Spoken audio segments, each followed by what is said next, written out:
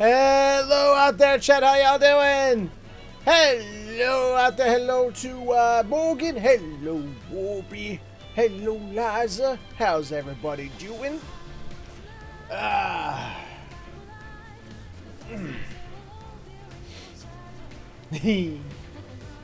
Let's see here. Looks like Twitch says we're excellent. Streamlabs is running optimally. Chat's scrolling. Game's running. So I think we are good to go. So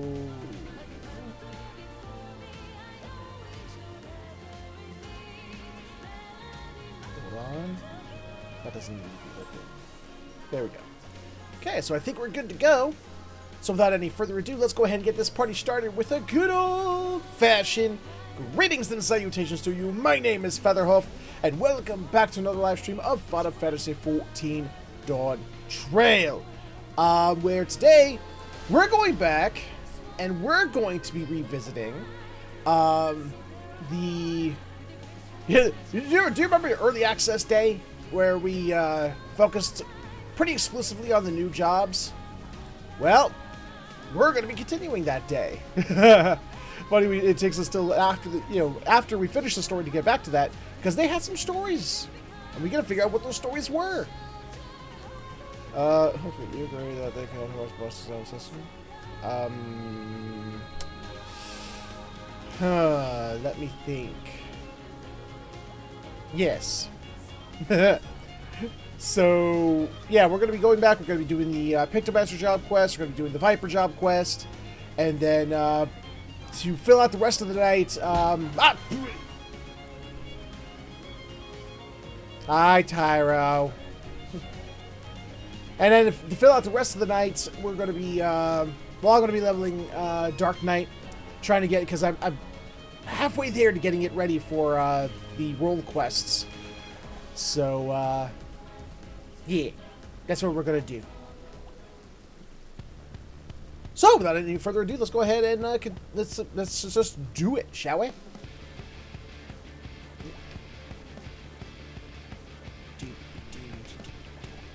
Come on. Oh, wrong window.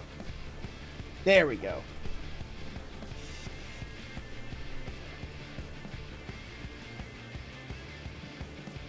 There we go. Yeah. So let's let's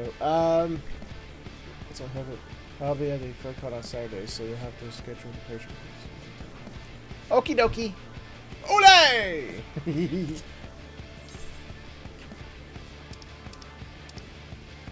Actually, I'm going to start real quick. Because okay. Apologies for the lateness of the stream. Now, this isn't going to mean anything for people watching this on VoD, but we're all out here today. I had one of those days at work where I was so freaking tired. Getting back, so I passed out, and it was one of those times where it's like I set my alarms, and I was like, all right. I woke up to my alarm. I was like, oh, look at that! I actually woke up to my alarms to turn them off. Okay, I didn't just sleep through them. Sweet. And then I guess I tilted my head back, and my body was like, oh, he's going back to sleep. Okay. And then like the next thing I open my eyes, and it's an hour later. I'm like, oh, fuck. So, yeah, that's what happened with that. Hey, Buckle! How you doing? You know what? We're here anyway. Let's just do it anyway.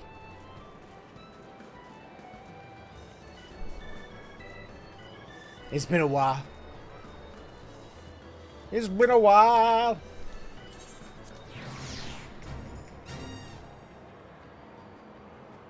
Hey, Flack. How you doing?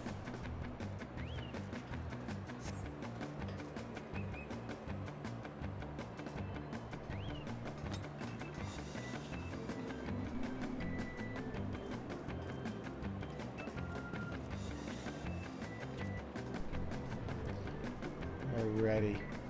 In Ormvale, and I'm sad. Why are you sad?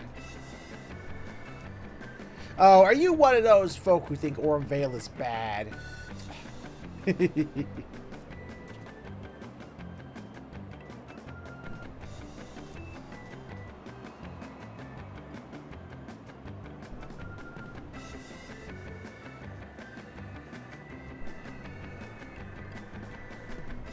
And what about it? That's good to hear, Flack.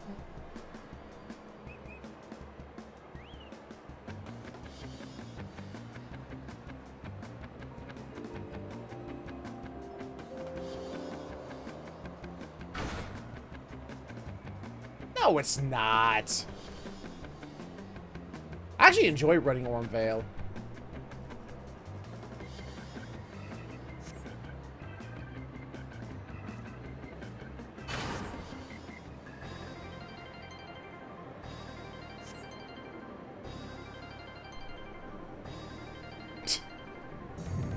I don't know, you're the one who's acting like someone hurt you, so...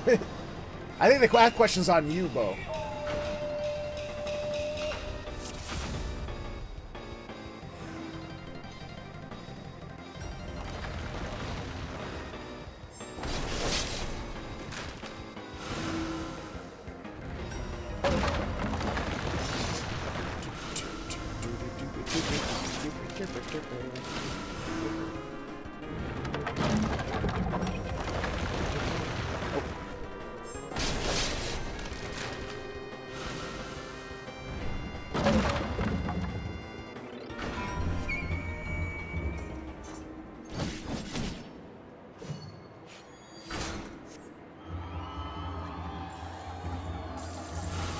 Bring it, big boy.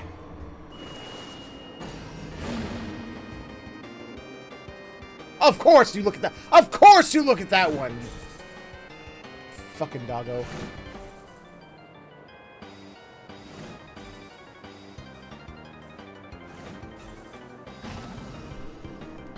What?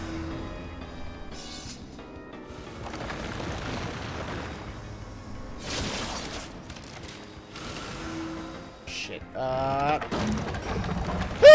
Okay.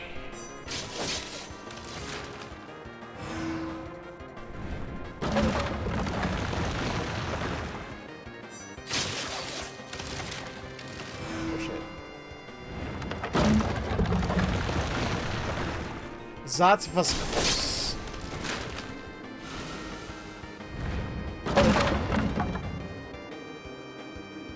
I live! And here's the one that always screws with me. I almost always end up with a doggo.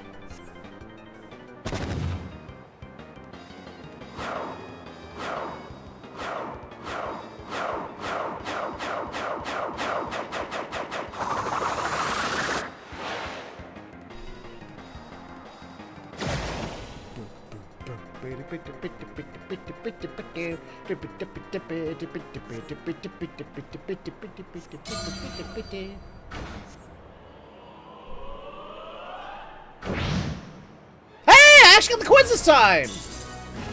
Wow! I don't know. I don't know. I cannot actually remember that ever actually happening before. Oh, I'm dead. I'm done. I'm out. Oh! Oh!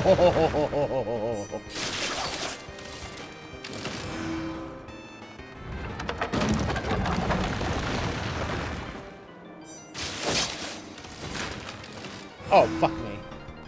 I'm done. Oh, I'm not done. Okay, sweet.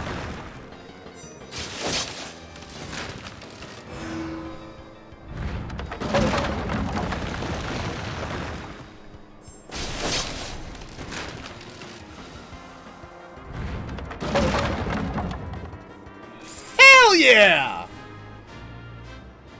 Let's go!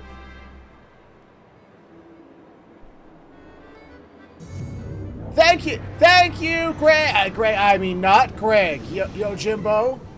Bye.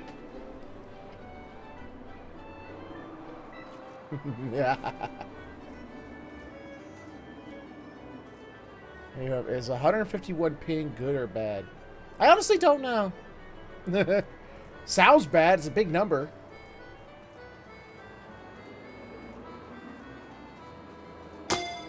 Ow! Okay, let's see. So, what we're gonna do is let's hit up Viper. Oh yeah, I was leveling it on PS4. Ow! Here we go.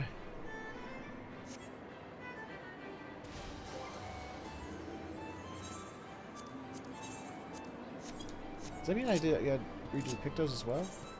Yep. Ow!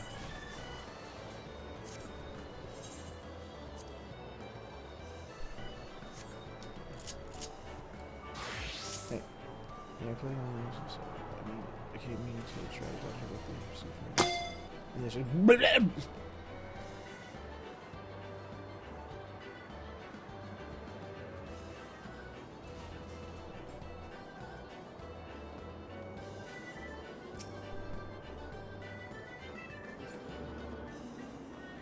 I don't know, man. People complain about Orville. Oh, it's so bad. I'm just like, it's a very fast and easy dungeon. I don't get the hate for it, honestly. It's it's first room, take care of the first three bosses. It's like an dungeon. It's just the first and third boss has strict mechanic requirement, and people are at some point. It seems like people are like, ugh. Having to do mechanics? Why? Ah! And that's the only thing that seems to, throw people off. I don't know. Orem is a piece of piss. What? If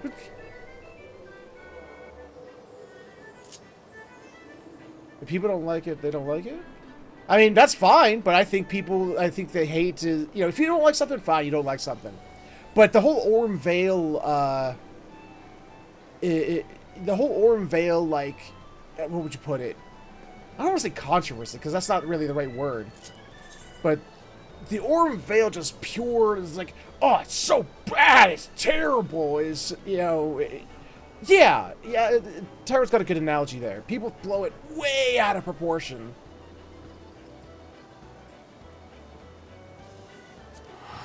And it's just Scylla.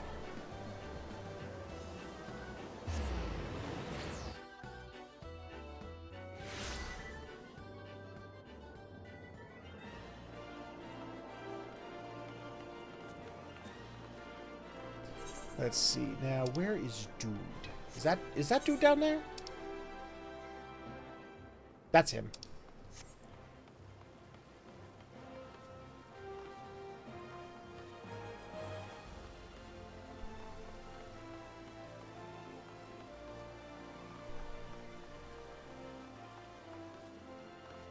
See, I like to be pretty magnanimous about things. I like to be like, hey, like what you like, don't like what you don't like. That's fine. But the Orem Vale thing is one of those. It's just one of those things where people are just like, it's not even about a matter of opinion. It's just like it's shit. It's awful. What the fuck is wrong with you for liking it? Blah. It's like, dude, what? Who hurts you? Seriously, calm your tits. It's a simple dungeon. Is it one of the best dungeons in the game? No, but it's a simple, easy dungeon. Why are you freaking so hard?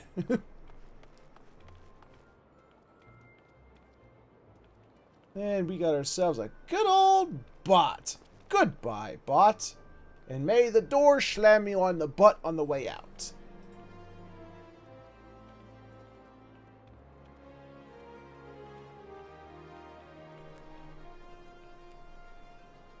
I never saw an issue with it, to be honest, but I had an issue with where the people yelling at me for being a healer. Ah.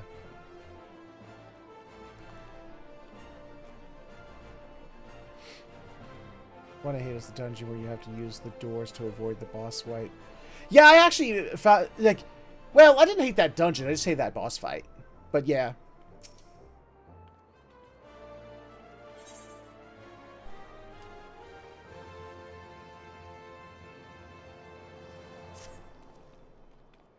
Good to see you, Warren. I don't remember the voice I gave this guy. After a lot of asking around, I dug up some new leads on the XIV. Did someone just smack their face into the keyboard? XIV. Or at least I think I did. Wasn't easy though. At first, the only stories of interest were about Gridanian poachers dealing in so-called exotic meats. Juveniles. Just the word juveniles. Okay. Did you have a stroke, sir? What? Anyway, in other words, too young and too dead to be what we're after. That detour notwithstanding, there were a few other tidbits that might be useful. I got my own thoughts on the matter, but I want to hear yours too. That all right? Sure, buddy.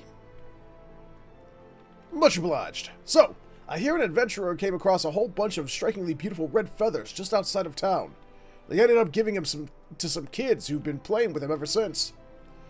More to the point, there was the talk of a huge beast with glowing blue eyes flying off towards a place called the Black Shroud. Red feathers, blue eyes, put the two together, and it sounds an awful lot like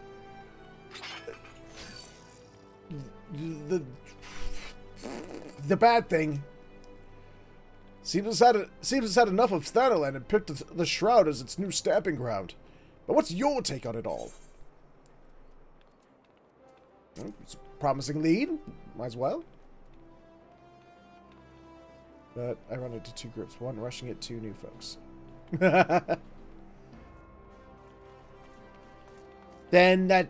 Yeah, I was gonna say, that doesn't... Yeah, that's not an issue with the Veil. That's just other people being dumb. I knew you'd agree. After the amount of mystery meat, I had to sample to squeeze it. Wait, I had to sample just wait. After the amount of mystery meat I had to sample just to squeeze information out of these butchers at the market, I'm glad it all paid off. As for our next move, I reckon we ought to take an airship to Gridania. From what I hear, a fellow by the name of Gavin over at the Adder's Nest should be able to tell us more. I'll meet you there. Yep. We are going to my old stomping grounds. Might as well. He's got to take an airship there. I can teleport. Haha. I'll get there weeks before he does.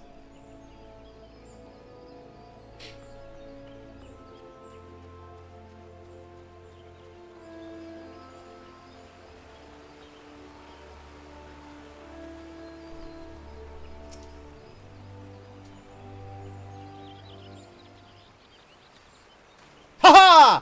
Finally, for once, I got there before I actually got there before an NPC did. They didn't mysteriously somehow get there before I did. Haha!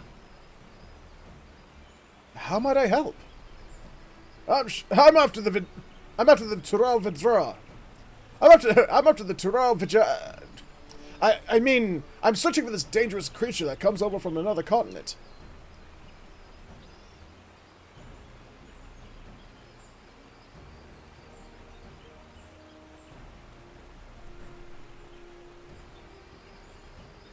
I see. As it happens, I am aware of a beast that matches the description of this.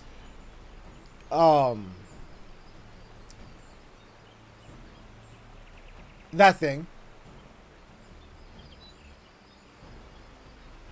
A scout spoke of its blue eyes and red wings, and of its aggressive nature, leading it to attack any who dare approach. So it really is here in the Shroud, and up to no good already. Thankfully, there have been no deaths so far, but it's only a matter of time before a merchant or adventurer becomes the first.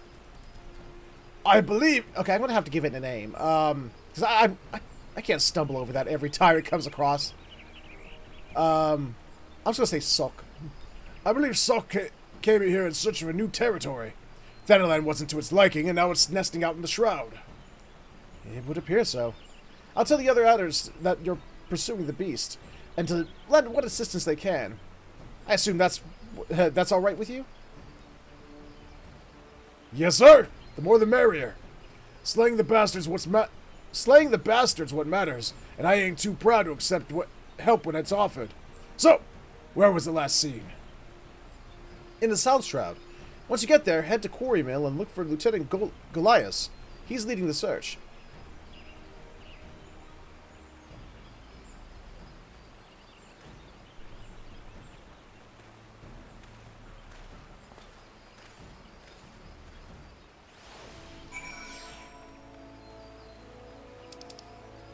Quarry Mill. It's been a while. Holy crap.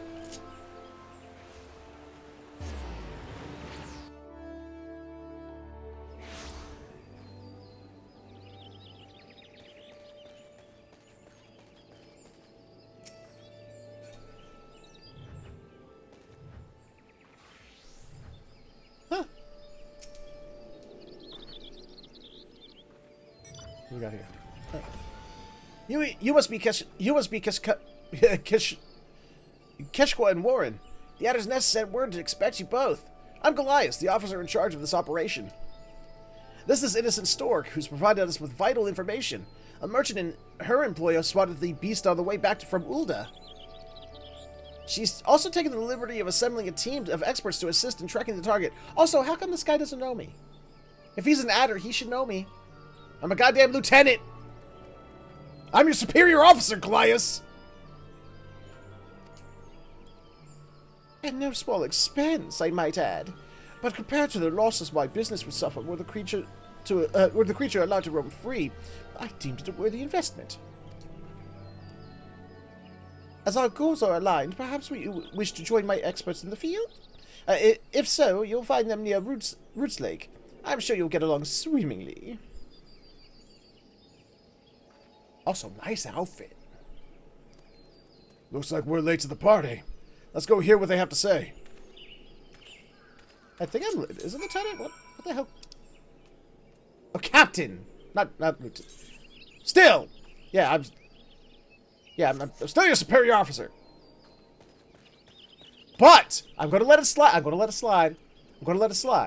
Because he chose Lancer. He chose correctly.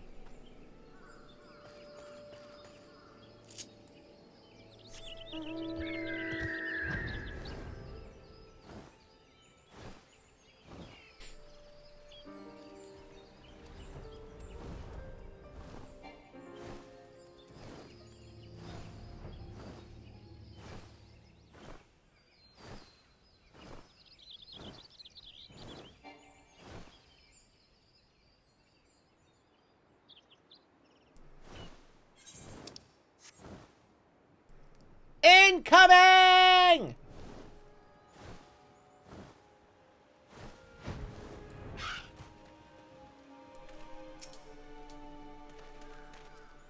Fresh meat for the hunt, huh? Owner came down to let you tag along, but don't get underfoot. We're looking for signs of the creature so our naturalists can predict its movements. Well, then they traps where it's expected to appear. Got themselves a proper plan, do they? Seeing as they're being so accommodating, we may as well join in the search. Okay, let's do it.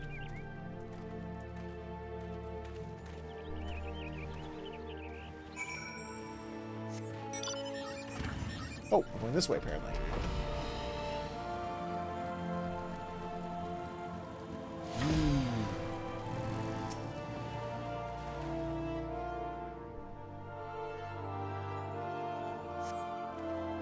The dung exudes a foul odor. The lingering warmth indicates it was... Oh, I touched it?!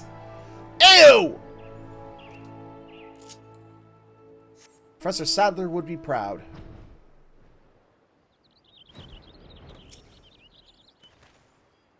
I apparently touched the poopy.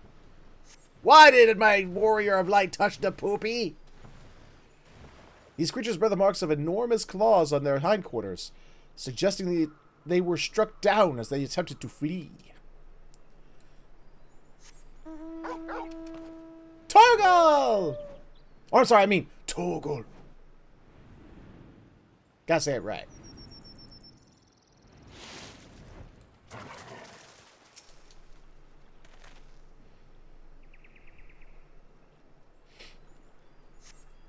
The dung appears to have been Wait, the dung appears to be that of an enormous beast.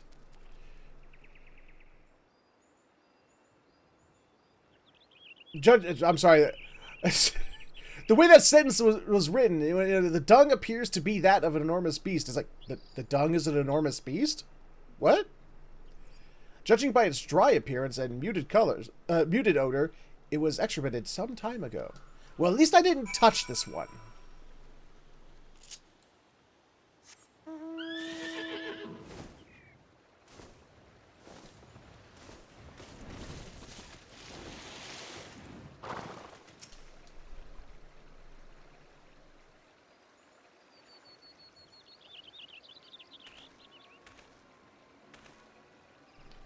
Found me a few signs of activity. How about you?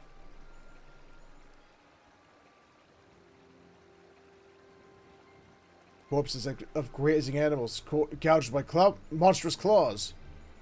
Same here. The size and depth of the wounds are consistent with how XIV hunts. And just like back in Tyrol, it's killing not just to eat, but also to mark its territory. To show anyone and everyone who's boss.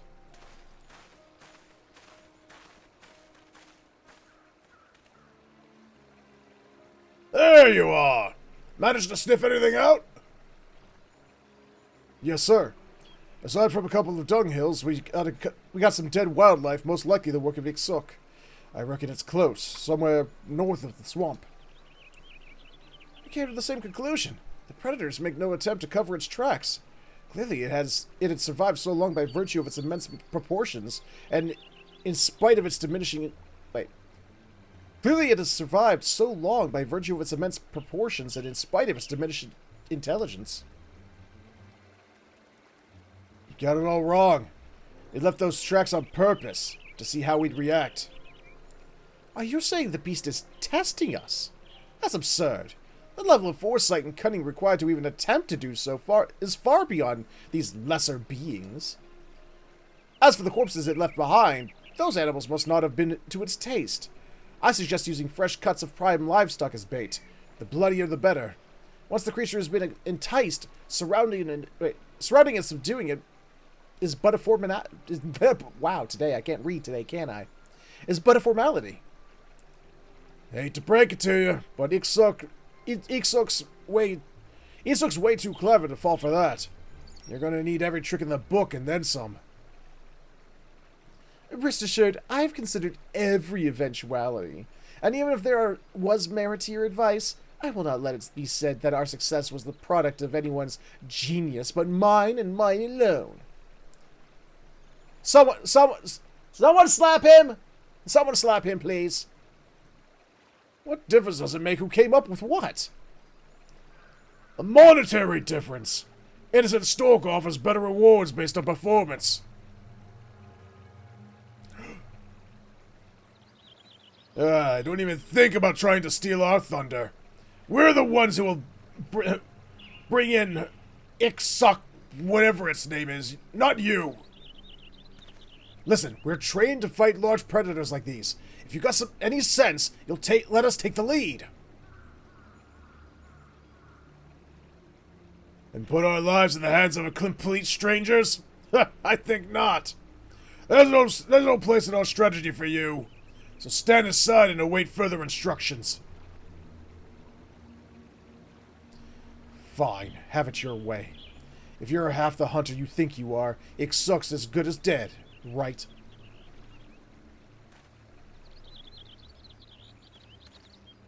Well, I counted 5! 5 dead assholes! Ah! Come on, Warren. Let's leave him to it. Nothing good ever came from working with people you can't trust. Even I know that. That is decided! You two will wait at the southern end of the lower paths. Be ready to give chase in case the beast escapes us. Not that it will. Wait, or was there 6? Wait, 1, 2, 3, 4, 5. Yeah, 5. Haha.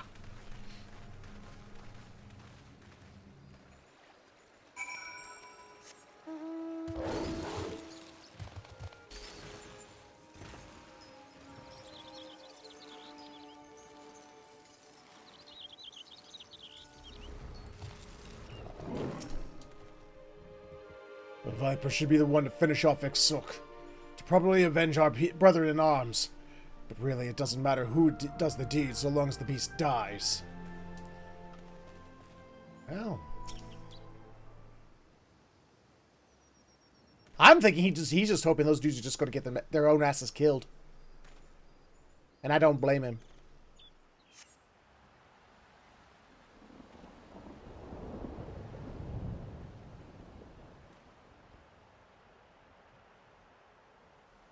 Awful quiet, don't you think?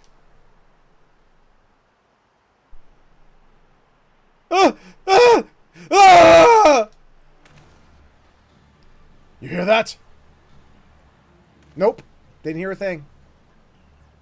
That must be one of the hunting party. It came from the north. Let's move! I mean, do we need to move quickly, though?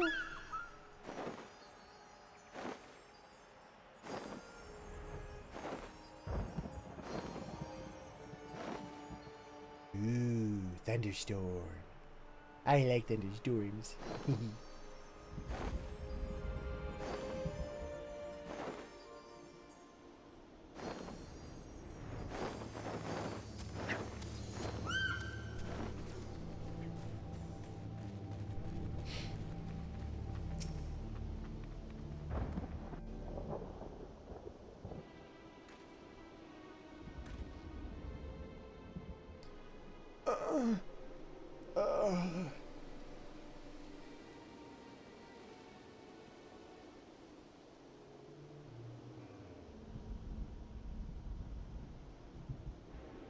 I know it hurts, but please, tell us what happened.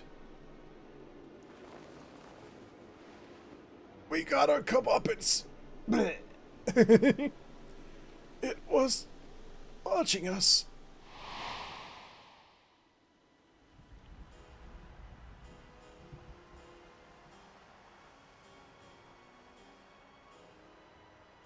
The fresh lab should draw the target out of hiding, though. If I laced it with the toxin I brought, success is practically guaranteed. Toxin! We were explicitly told not to kill the beast, in case you'd forgotten. Of course not. It can be used as a sedative, highly potent, but only lethal if applied in excess.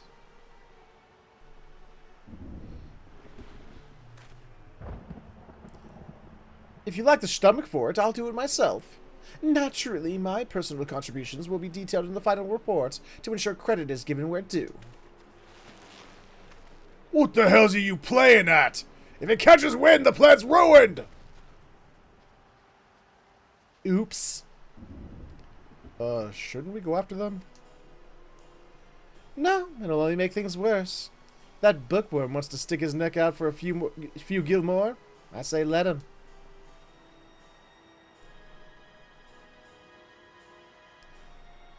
What? No! No! Ah!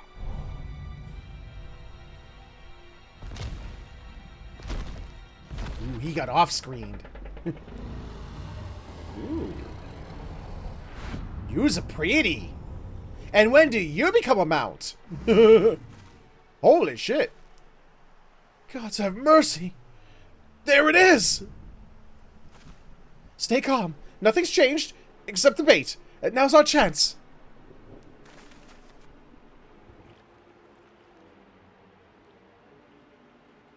Can we be friends? You're pretty.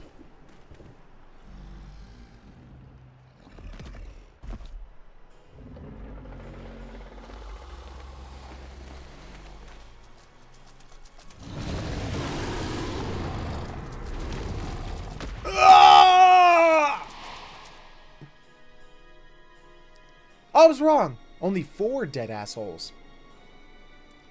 They were screaming. I ran, but I could still hear. You were right. It knew. It knew! Oh, nope, I was right. 5 dead assholes. Yay! I love being right.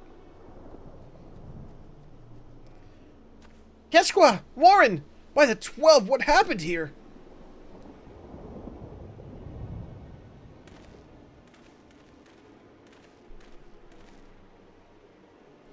The hunters became the hunted.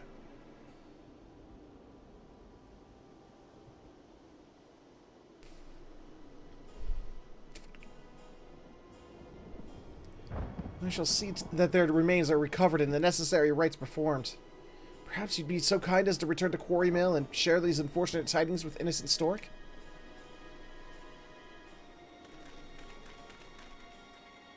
I'll think about it. You know, if I have time.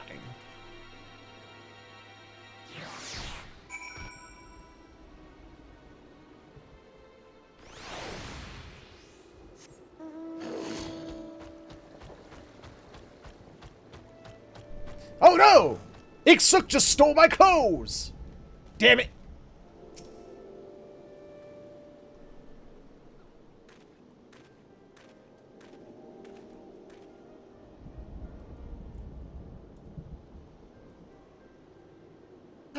I'd anticipated casualties, but it was a massacre. Ow! XIV's grown bolder. Before it only hunted animals, lone travelers. They pray it knew it could handle with ease. Its past brushes with death have taught it to be cautious. That's probably why it fled Tyrol in the first place, too. But it just outwitted a group of armed hunters. Guys, where'd you go? Guys, oh, there you are.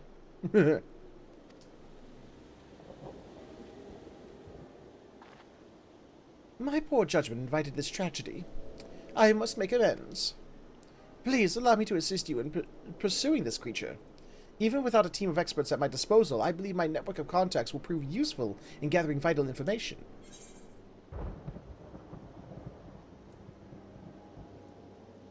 Information, but we'll take care of the rest.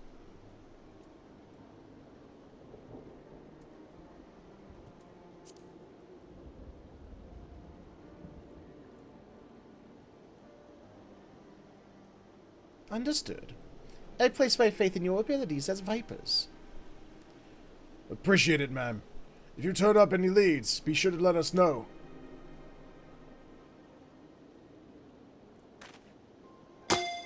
Ow!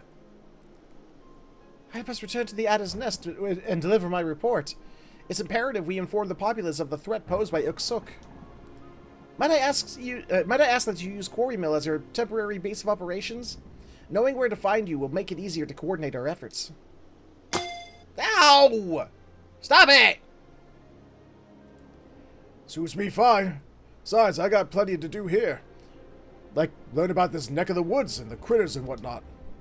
While I have you, there's one thing I want to ask. How do the twin adders get their name?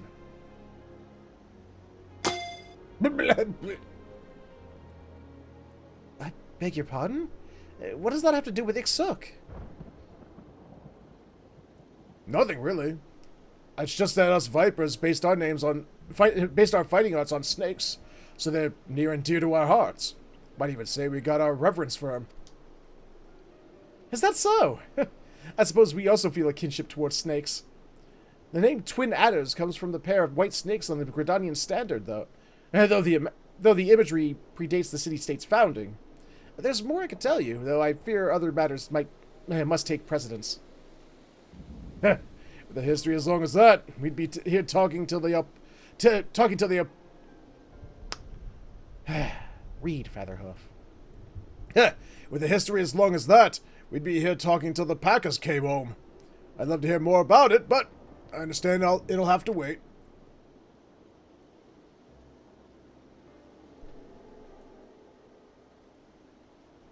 I'd best get to learning what I can about XIV. While I see to that, maybe you want to squeeze in some more training? Bishop level 100. I'm good.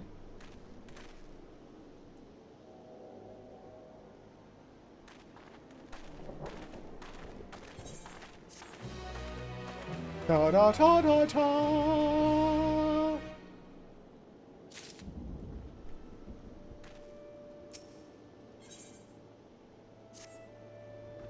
I had a bad feeling when I woke up this morning, and sure enough, XIV has struck again. Stop it! Yeah. Goliath and Innocent Stark are trying to narrow down where it'll appear next based on the reports, but so far, they've come up empty. I heard Goliath is over at Falgord Floats, talking to witnesses. Let's go see what he's learned. Okay.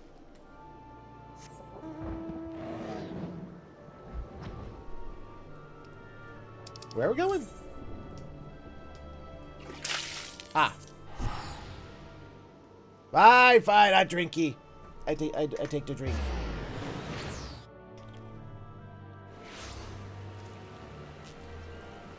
Ah.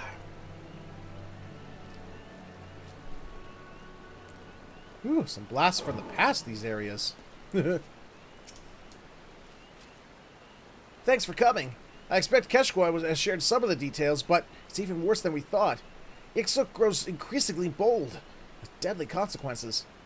For a blessing, the people here remain calm, though we must act quickly to avoid widespread panic. The Adders have called upon anyone with information to share and asked that they gather here. As we requested that any detail be reported, no matter how small, we find ourselves somewhat inundated. I'm certain, however, that among the accounts are clues vital to locating a quarry. We can help with that. All we gotta do is ask folks around here what they've seen, right? Ah, yes, that would be most helpful. Perhaps you could start near the Aetherites, while Warren asks those over by the bobbing cork? Well, I guess I'll just do what he wants us to do.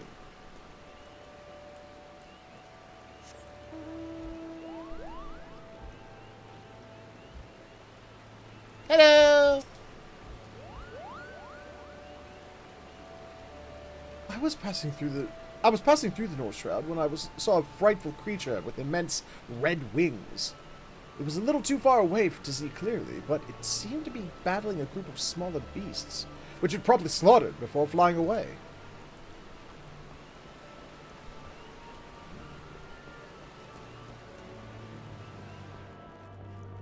Hello? Aha!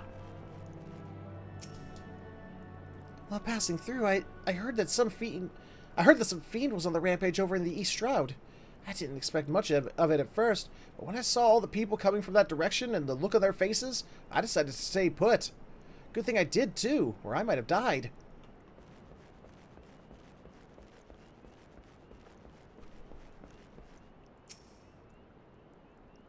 I saw it, flying over the Central Shroud. With each flap of its massive wings came a powerful wind, bearing the scent of blood. So noxious and suffocating. It was all I could do not to vomit where I stood. Aw, poor little baby. He's afraid of real blood. Aw, poor baby. The smell of blood got to him. Think? Ooh, it does work. I don't know why it interested me so much, but it did.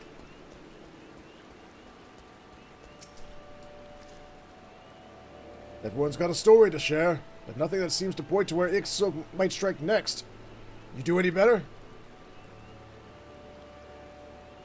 North, East, and Central Shroud, huh? The folks I asked said it was in the south. I tell you, they must be trying to make the whole damn forest its territory. Hold on now. One of the guys I talked to was in the East Shroud. Your witness heard the beast was on the rampage. Mine said he never saw Ixuk, even though they should have been there at the same time. That's worth looking into, don't you think?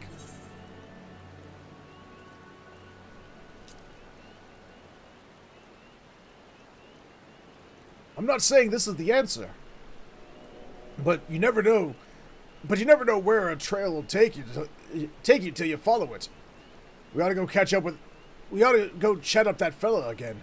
I'll take you to him.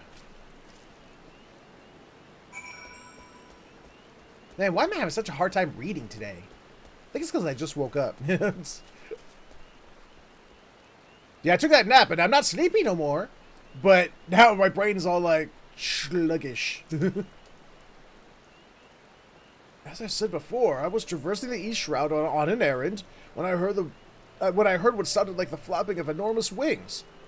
A moment later, I saw a wounded animal charging through the brush. It was then I recalled the rumors of a monstrosity on the loose, realized I was in danger, and ran. So the critter was hurt, but still able to make an escape? But the only way it could have gotten away from Ixuk is if the bastard chose to let it go. Meanwhile, a friend here was close enough to hear the wings flapping, yet lived to tell the tale. An adventurer traveling alone would have been easy pickings, so why did Ixuk spare him?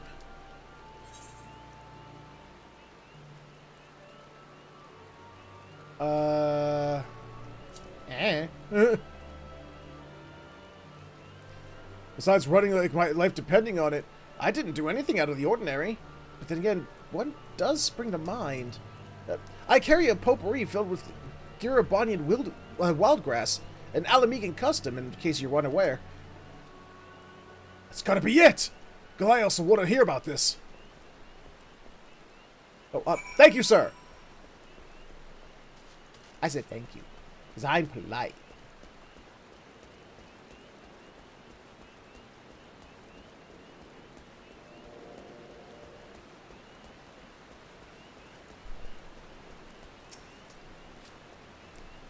Could you wait here a moment? Keshka has asked me to verify a theory of his. I shan't be long.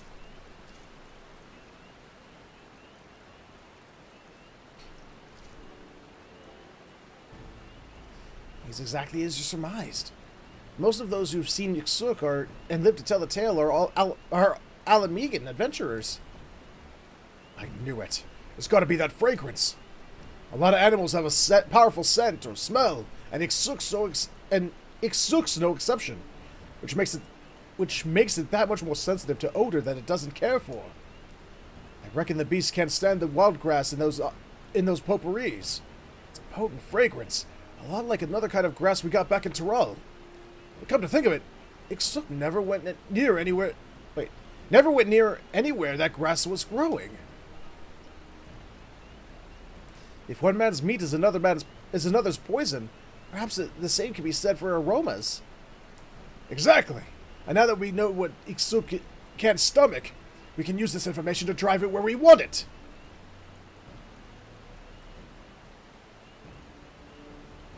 Then it would behoove me to share our discovery with Innocent Stork. Given the information and context at her disposal, I dare say she'll want to help us find a way to utilize the fragrance to its maximum potential. I dare say you're right.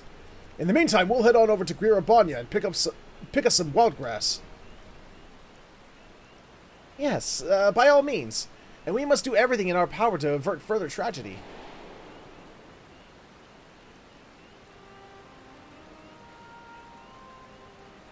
Many of the adventurers gathered here are so terrified of encountering Ixuk that they're considering abandoning the profession entirely.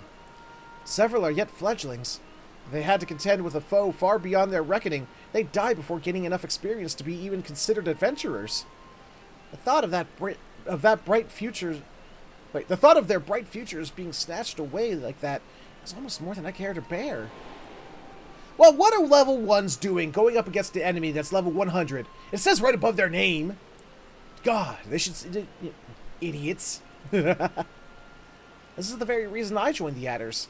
To prevent such senseless deaths. Therefore, I humbly request your cooperation in slaying the dread Ixuk. No need. I had every intention of putting the bastard in the dirt.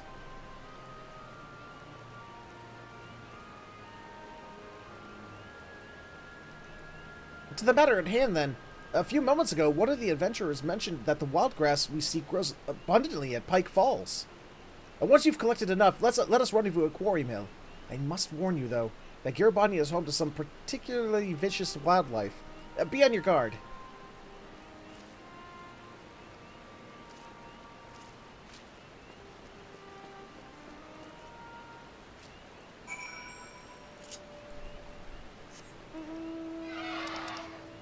Okay, where we go?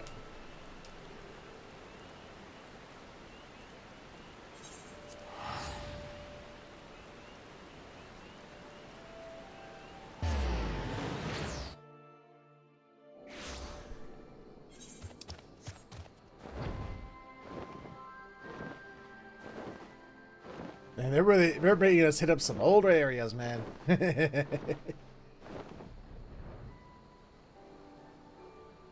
This is the land where Dodo Gun resides.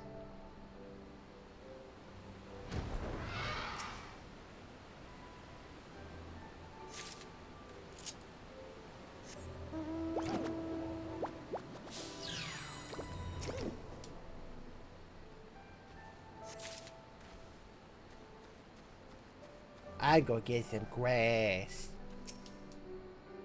And I'm gonna eat it. Hello!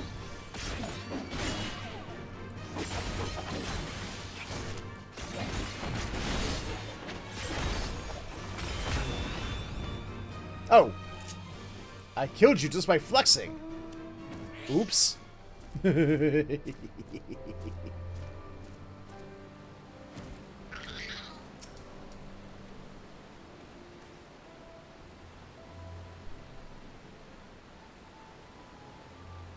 That ought to do it.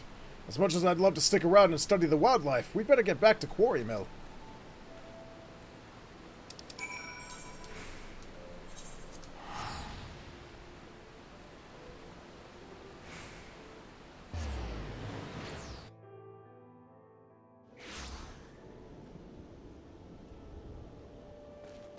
Oh, there you are.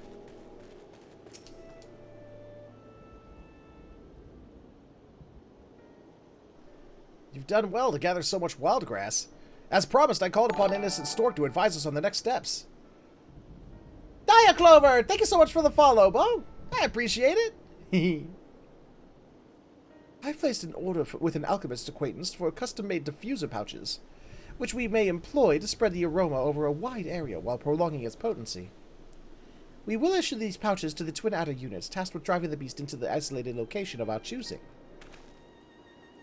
Away from civilians are in an ideal spot for the final showdown. It's good thinking. Oh, damn it! Indeed. Once the pouches have been produced, the beast is as good as ours. If I may, there was a further request I wish to make. Rather than slaying Ixok outright, would you instead be able to capture it alive? You go to angry fish. The better to understand its behavior. Such knowledge will prove invaluable should predators of similar nature trouble us in the future. That's a risk we can't afford to take, ma'am. Those hunters of yours tried baiting it with a carcass laced with sedatives, but Ixok saw right through their plan. It's demonstrated a degree of cunning to rival any man's. Even if we did capture it, it's only a matter of time before it escapes and kills again. There's only one way you can deal with a monstrosity like that. You slay it first chance you get. No half measures, no hesitation. Then we are left with no other choice.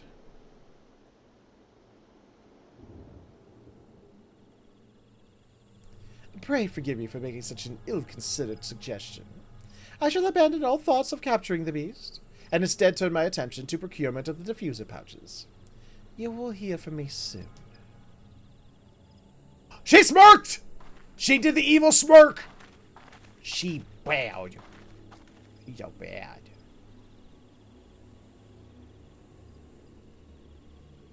She ought to know by now that we are what we're up against. Why even ask?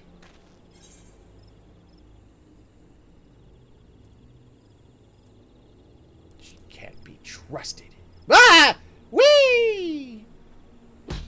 Blah! I ain't the type to guess at folks' motivations. Wish she'd do us all a favor and put her cards on the table. The rich and powerful are rarely so obliging. You got that right. But since the salt of the earth are speaking our minds, there's a fear in you. But of what I can't tell. Guilt for your thoughts. Never know. I might be able to help. Well, after talking with those adventurers, I can't help but feel a little scared of Ixok. That's all. Anyway, I should return to Gridania to, make my report. I'm sensing a little bit of deflection there.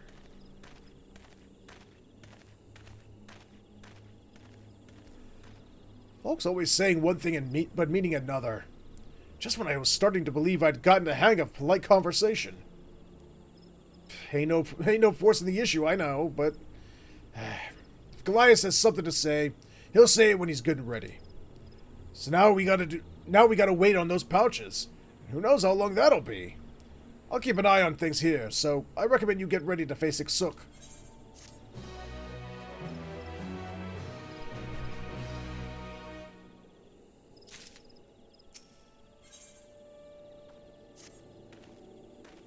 Goliath sent word that the diffuser pouches are ready. He's heading on over now. Once he arrives, we can finally put this plan in action.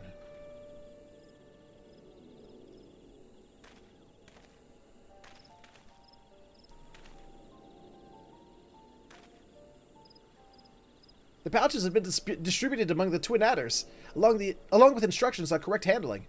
You see, according to the alchemist who made them, the aroma of the wild grass dulls the senses. For the average person, this would do little more than soothe the nerves, but to a creature with a heightened sense of smell, the effect would be far more pronounced.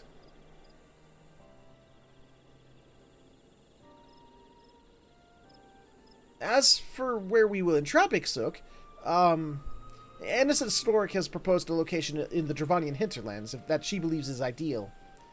The surrounding area is largely uninhabited, and Idleshire... The surrounding area is largely inhabited, and Idleshire, the only settlement nearby, is relatively simple to defend. We have already consulted with the Ishgardians, and they gave us their blessing to proceed. That's all well and good, but by the look on your face, you're not. I ain't gonna press, but I will suggest that once we get to Dravania, you'll best hang back and leave the fighting to us.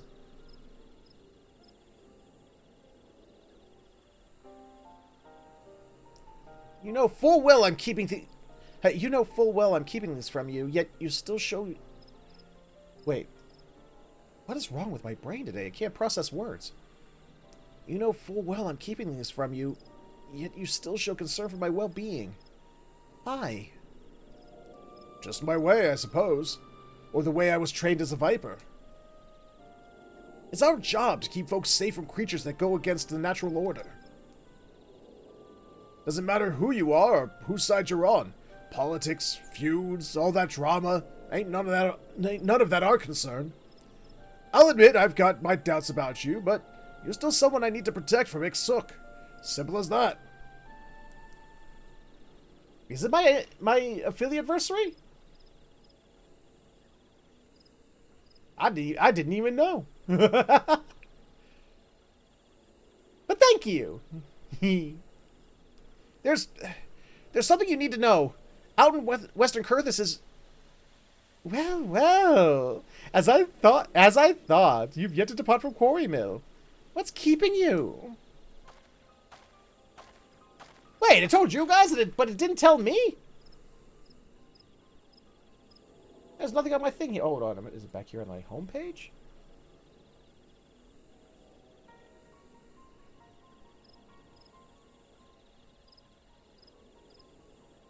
Man, it didn't tell me shit.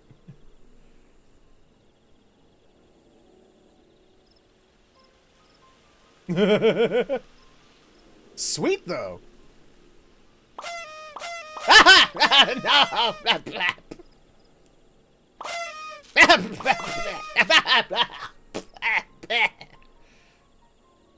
Some got in my mouth.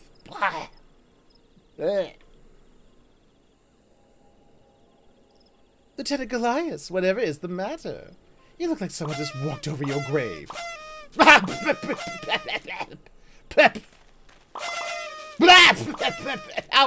that went right up the nose. That went right up the nose. Oh, ew.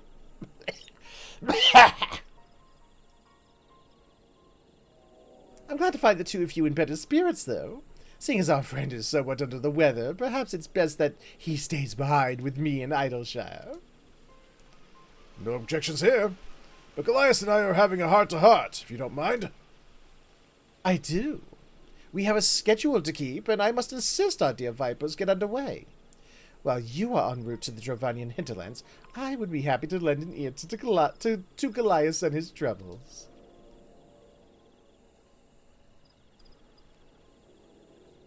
You needn't worry yourselves. If it's of no import. I wish you both good hunting.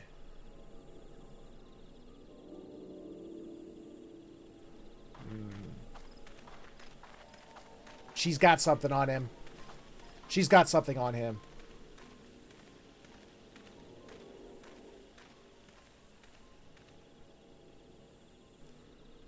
Talk about shit timing. Or, you know, that was planned timing.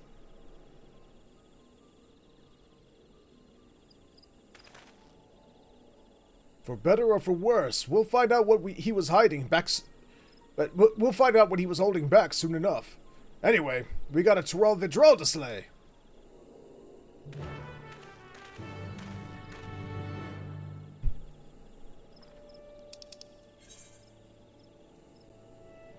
Oh, that's right. That area doesn't have a Aetheryte. You have to go through Idleshire.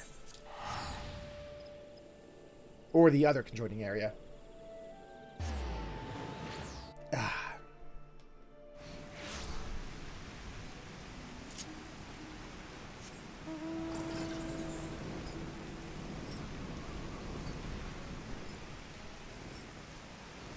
Still, I find that weird that it... Yeah, I guess Twitch was like, bitch, follow your own affiliate anniversary. We ain't telling you. But for some reason, it told everybody else. That's weird to me.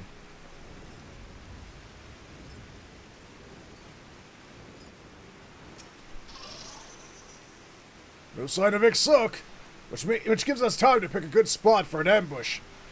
Let me know what you find.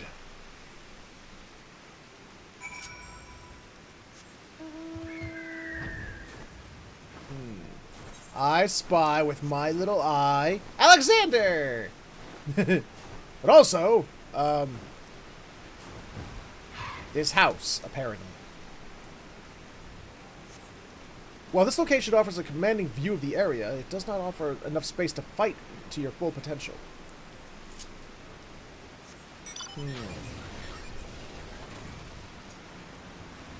So let's go 5 feet to the left.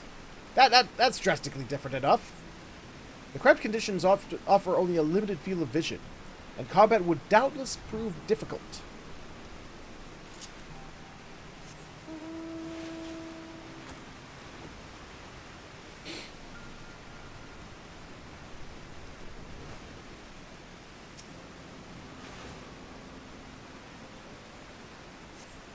Although the view is obstructed by the wall, you should be able to remain concealed easily.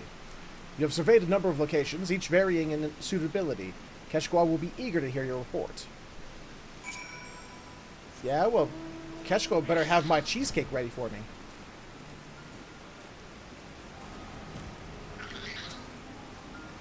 I found something you ain't gonna believe. You smell that? It's gotta be one of Innocent Stork's diffuser pouches. Somebody must have hidden it nearby. With a bag of wildgrass stinking up the place, there's no way XIV was ever gonna show. Goliath and Innocent Stork sent us on a wild alpaca chase. So where's our Tyrell Vidrell if it ain't here?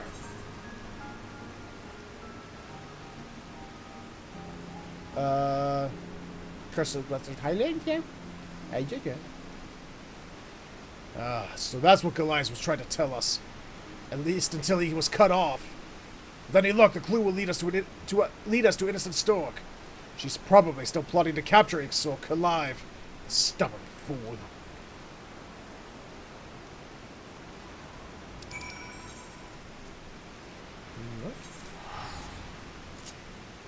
She's a dum-dum.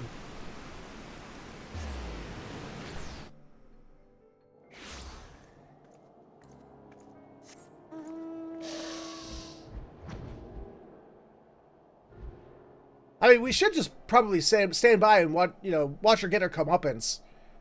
But we're too much of a good guy for that, aren't we? Probably.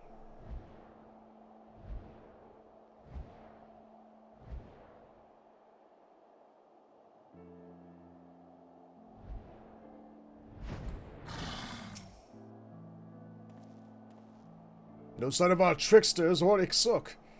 We must keep searching. I mean, must we, though? I mean, I've got a date with Cheesecake. But, okay, alright.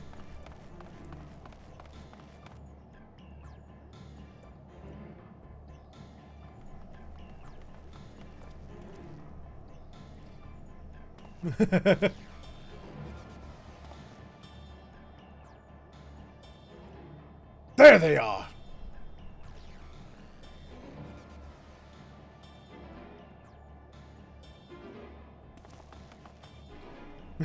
Yay, Family Guy Star Wars.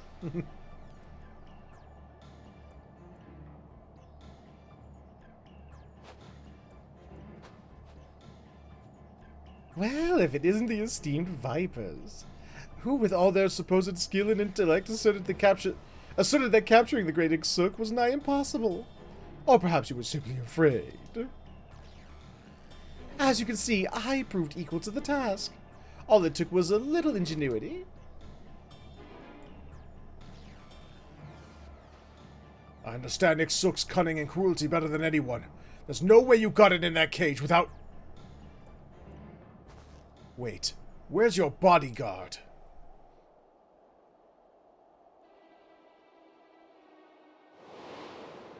Oops! You yourself observed how attempting to lure XIV was obvious bait ended in failure. But a beast is still a beast.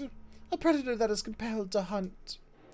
Casualties are inevitable, and a prudent strategy must account for them. An exceptional one, however, would leverage this element to its advantage. As mine did.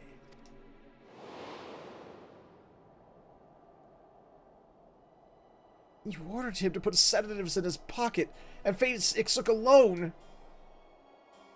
It was over before it began. His scream still ring in my ears.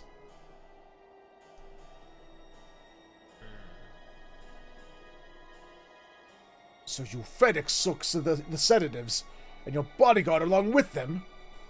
You're telling me he willingly offered himself up? Enthusiastically, even. All to ensure his plague-stricken family received treatment. The duration of which would be determined by his performance.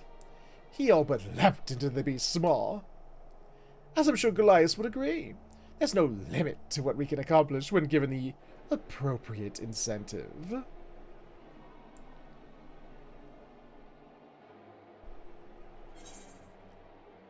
I gotta search thanks to it.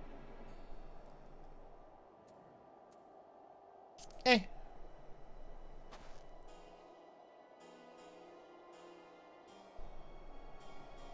Oh, please. Everyone's getting what they wanted. So let's not quibble over the details. As a gesture of goodwill, I'll even answer your question, rudely asked though it was. Everyone has their own unique proclivities, and I am no exception. I have awoken to the thrill of bringing rare and ferocious beasts under my power. Oh, so this is a kink thing. Got it. Okay.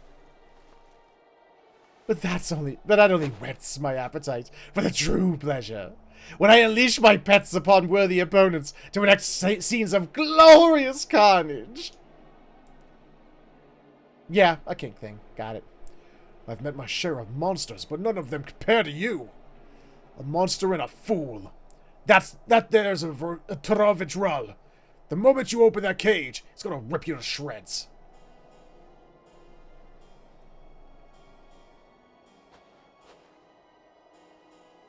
Indeed it would, if it were so inclined. But if XIV is as intelligent and bloodthirsty as you say, it will soon learn that I can provide a constant supply of worthy prey. In return, it will accept me as its master.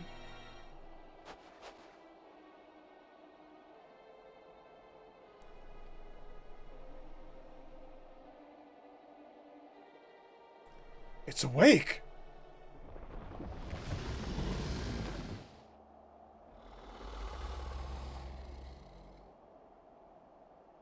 Go ahead.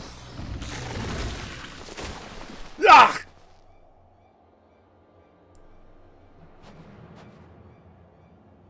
It went back to sleep. Okay. I grow tired of this place.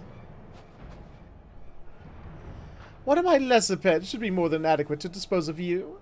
After all, I am loath to release XIV while it remains subdued. And though I may not be watching, do try to put on a good show regardless.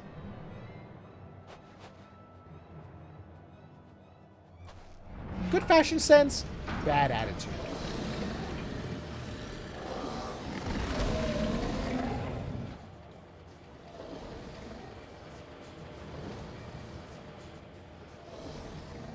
I'm not going to be sending her a Christmas card this year. I'm pretty sure she's stricken off the Christmas card list.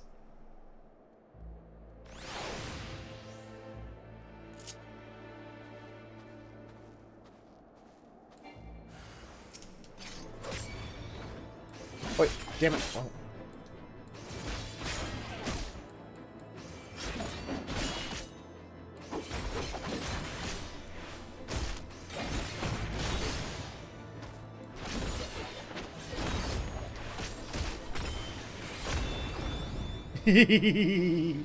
I like killing. There's one thing I do like as a Viper is killing enemies by flexing.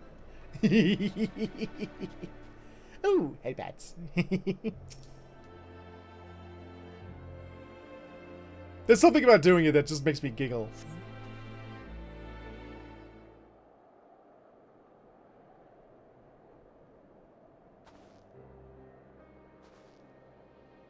Thanks, I owe you. God damn it. I can't believe anyone would be stupid enough to try taming a Tural Vidral. Never mind XIV itself. What really sticks in my craw is that Goliath has been dancing to Innocent Stork's tune. And there I was thinking he needed our help.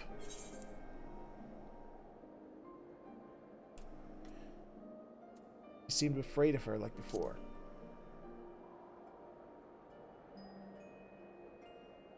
You're right. There's more to this man than meets the eye. He's the Transformer? Anyway, no point freezing our asses off here. Let's get back to Quarry Mill to think things over. Okay. Oh wait, why did I do that?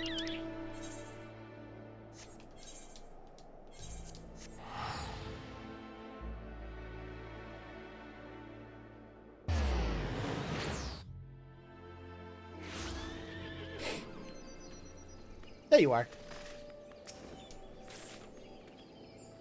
One thing I know for certain is that XIV ain't gonna play the obedient pet for long. Innocent Stork's gonna find that out the hard way. But I reckon that'll be after she gets the urge to indulge her twisted appetites. I'll do what I can to suss out where she got to before then. Then there's Goliath. The Twin Adders need to know what he's been up to, and that he's still alive. For now, at least. You best get back to your training for now. Caged or not, XIV's out there, and our job ain't done till it's dead. I like the way this man thinks. Since the last time we spoke, the Twin Adders have been looking for Goliath, but they ain't found hide nor hair of him. Meanwhile, there have been plenty of XIV sightings. Seems Innocent Stork's eager to put her new pet to work. I expect that's why Goliath's commanding officer asked for our help. Let's head to the Adder's Nest and hear what he has to say.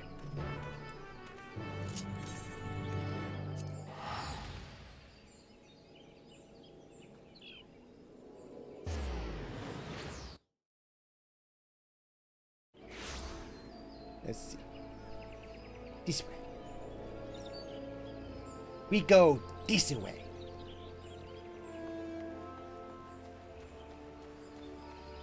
Okay.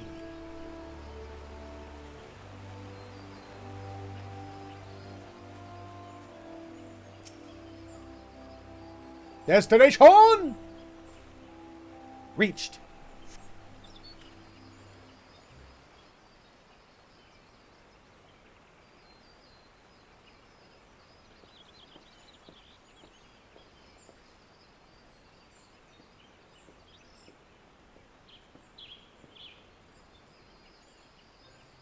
It's good to finally meet you both.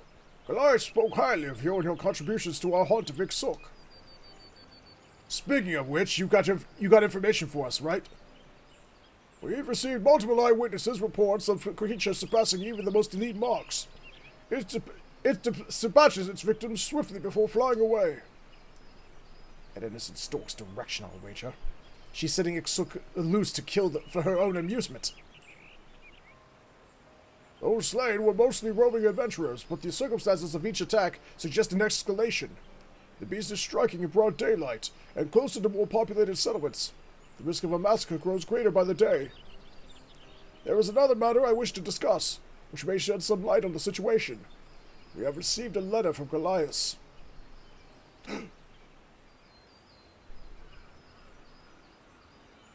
Though details are sparse, he wishes to resign from the Twin Adders. The letter has also included a message for the two of you. Quote, do you recall a discussion in southern Thanalan? Though my aspirations were beyond me, I pray that you will succeed in fulfilling your own. End quote. I remember, Goliath. You wanted to prevent those with bright futures from dying before their time. That's why you joined the Twin Adders. Wait! We had that talk in the Shroud, not Thanalan! And he mentions our aspirations, which is to protect people from rampaging beasts. Don't you see? He's telling us that XIV's going to appear in southern Thanalan. A hidden message. Albeit not a particularly well-hidden one. If innocent Stork read this, she would have surely divined his intent. I can only surmise that she knew and allowed the letter to be sent regardless. What better way to lure you into a confrontation with XIV than by taking advantage of Goliath's sincere plea for help? Oh yeah, we go kick some ass. Trap or not, a confrontation suits me fine. If it's a show she wants, then we're happy to oblige. Hell yeah. As for the wear, she doubtless wishes to avoid attracting the attention of the immortal flames and the Amalja. Sagoli Desert, like as not. I will send word to Ul'dah, but in the meantime, I wish you every success.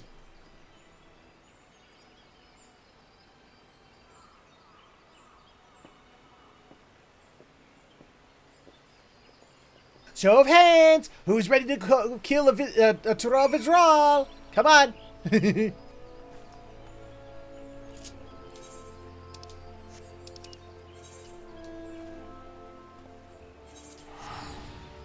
Jesus, talk about a place I really haven't been in a long time.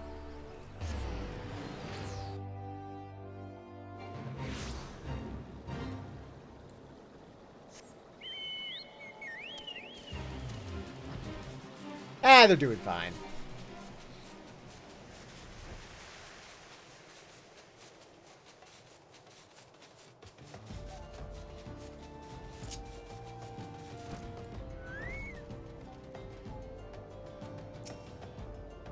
Well, go get it, man. You gotta have your water bottle. You gotta have your water. Another carcass. This was XIV's work. Didn't expect the trail to be this easy to pick up, but perhaps I should have. All that's left now is to walk straight into the trap. No viper worth their salt ever shied away from danger, am I right? Let's do it.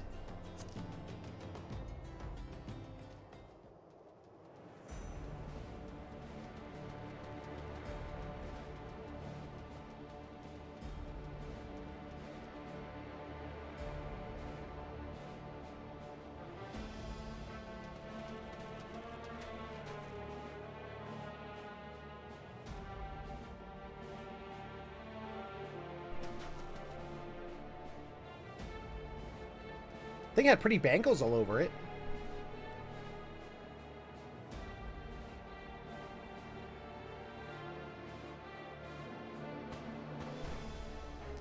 Such grace, such power, magnificence itself given form, worthy of awe. Alas, these mediocre distractions are a poor canvas for your art. Lupo! Thank you so much for the follow, Bo. I appreciate it. Oops. My things are backwards again. Oh, that's annoying.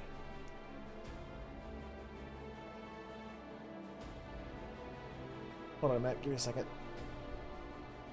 Just realized my alert box from backwards. I hate when that happens.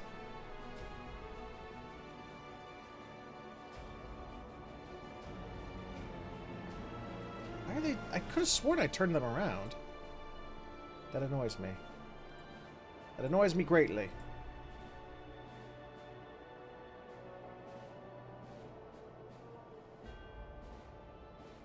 Hold on, just take me a minute. Just take me a minute.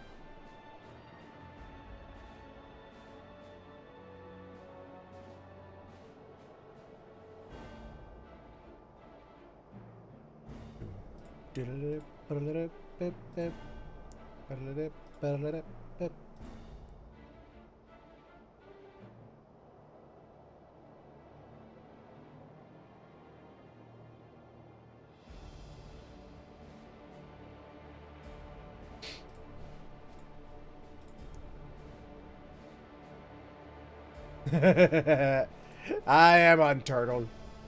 I like the Adamantoise. It's also one of my favorite mounts, too. Can't wait to get the new one. I'm very close.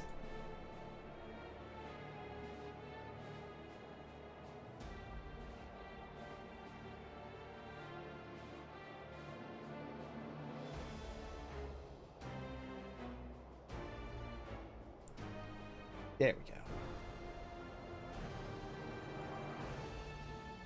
Okay, there we go. It should be fixed.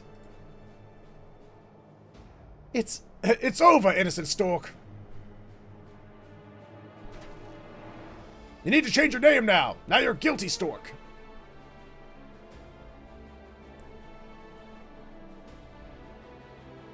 On the contrary, the main attraction is just beginning.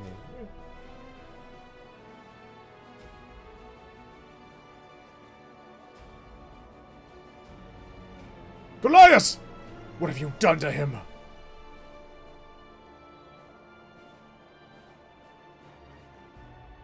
After his childish trick with the coded letter, I decided to let Itsuk punish him. An appetizer, if you will. He's still pretty. I want it as a mount. I do. All the money and the privilege in the world, and this is how you choose to use it. Killing for the sake of killing. No, she's killing for the sake of getting off on it. Clearly, she said so. Creepy. You're no better than the Tyrell Vidrol, a monster that deserves to die. A flattering comparison, though you seem to be forgetting the literal monster that stands before you. No, you're right there. We see you. Ixuk! I brought you fresh prey. Liana.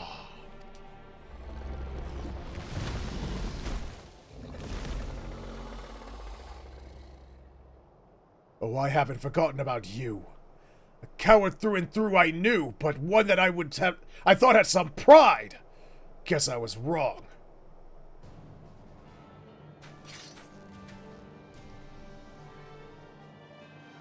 It's time. Ixuk is ours! Okay, let's do it.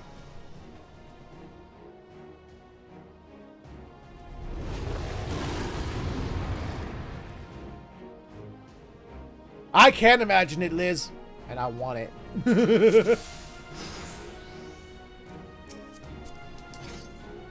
Let's go. Giddy up, bitches! You only live once! And whee!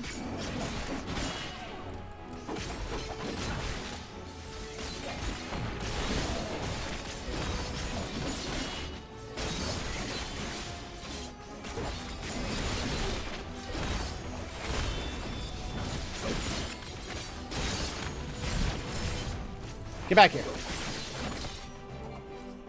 Aww.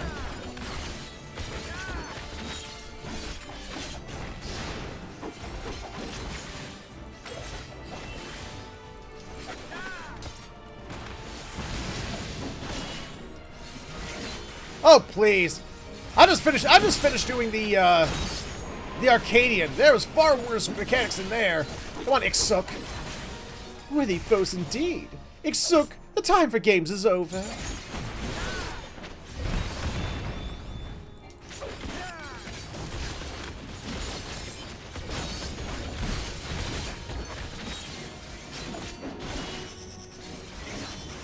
Oh, please.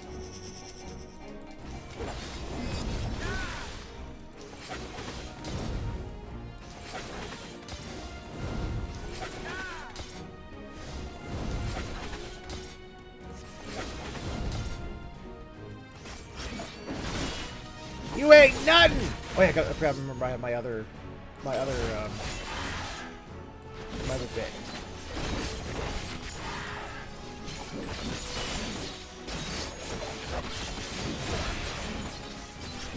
I didn't need to do that. Move, you great brute! Move!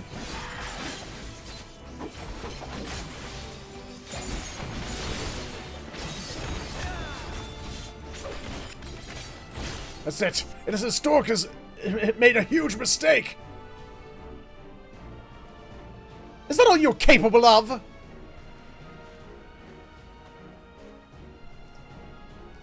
Are you not satisfied with the prey I have provided?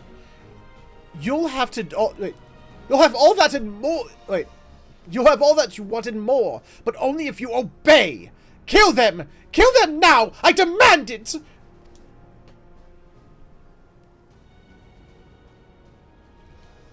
This ain't the Ixuk I know, and I reckon an innocent Stork is the reason why.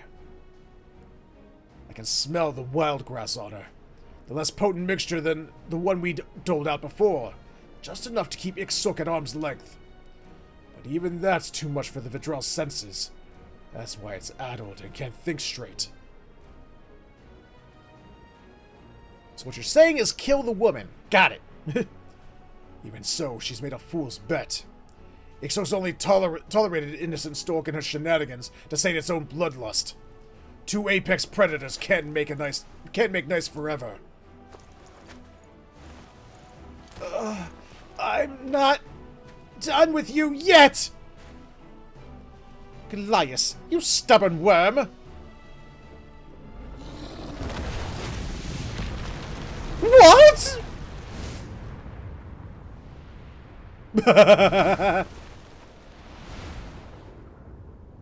Huh. Nope, don't feel bad about that.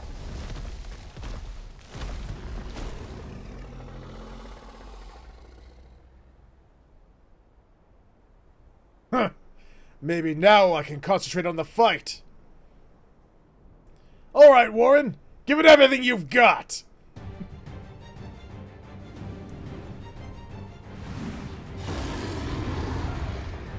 Why does it always got the one paw up as if its leg is hurt?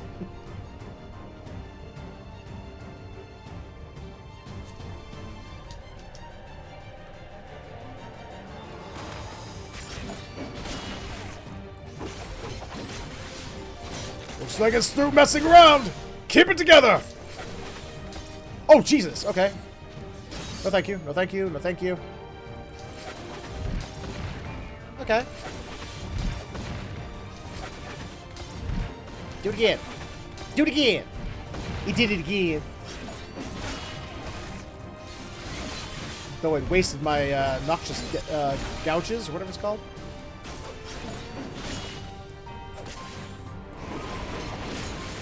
Oh, oh wow, that was fast.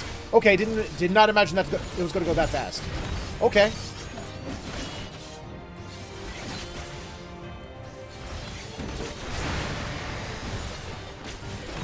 Okay.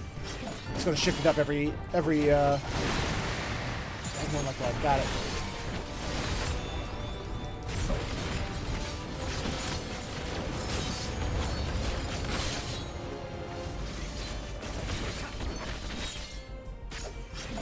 Nothing strangely. Be careful.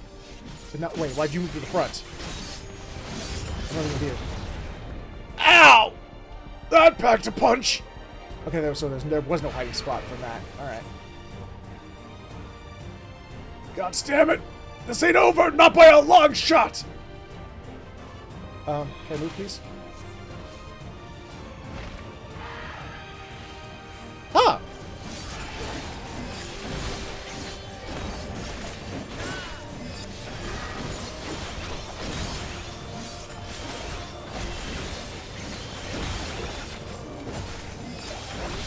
Elias is right. When it spread its wings, get ready for a huge attack. Well, thank you, Captain Obvious. Come on, together now.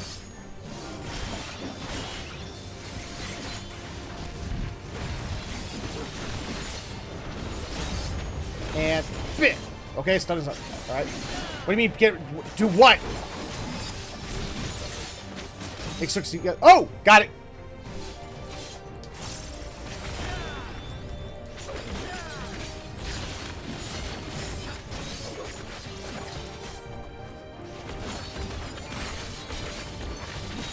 Oh, I forgot to Noxious Gouge it up first. That probably would have helped.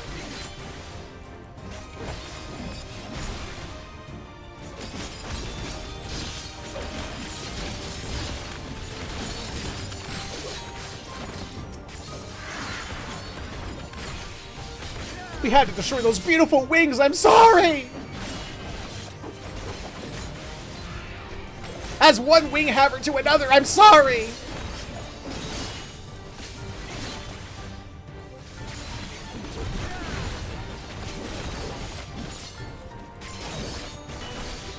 Did really call it Great Ball of Fire? Oh shit! Goodness gracious! It's a Great Ball of Fire.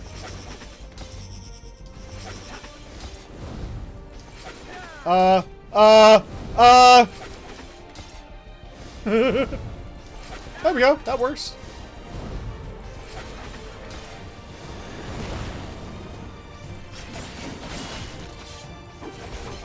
Hey, Bernie! How you doing, man?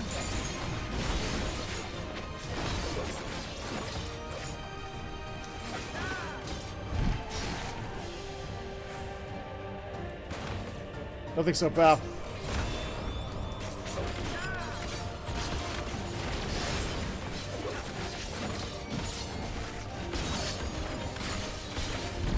You gonna eat it today? Okay, I gotta remember. Okay, I remembered! Yay! Oh!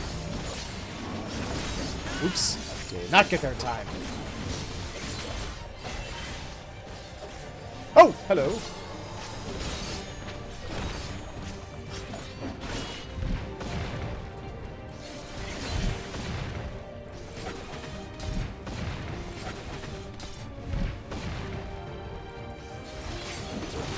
Clearly, Catch Squad never watched Joe Cat's crap guide to Final Fantasy. Look at when he just stops. You gotta remember your ABCs, man. Always be casting. Oh, look at me. Oh, damn it. Just because it's out of reach doesn't mean you can't attack. You have your long-range attack. I don't care if it doesn't do that much. Got it! Gotta say, I kind of earthed this evening. A toothache and old bird attack. Oh, I'm sorry to hear that. I hope you feel better soon.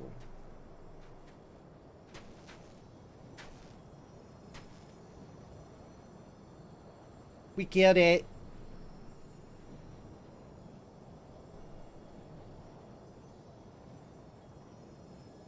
O restless beast, may you find peace in death. As the serpent sheds its skin, relinquish this husk, that you may rise again to greet a new dawn. Hey, I got that achievement for beating the main story quest, the meeting the new dawn. Yeah, I got that.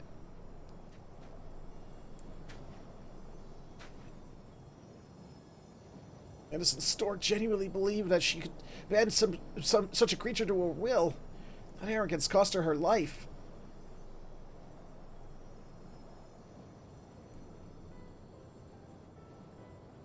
I would have built a huge Tweety bird cage. I put it in there. Funny you say that, Bird. So did the bad guy. Innocent Stork did that. She's just stupid enough to let it out. Because she had a weird kink. About killing things with monsters that she forces under her will. She got off on it because she's weird, or was. She never understood what she was dealing with, or afforded it proper respect. She took her superiority for granted, but the power she wielded to flaunt the laws of man was powerless against the natural order.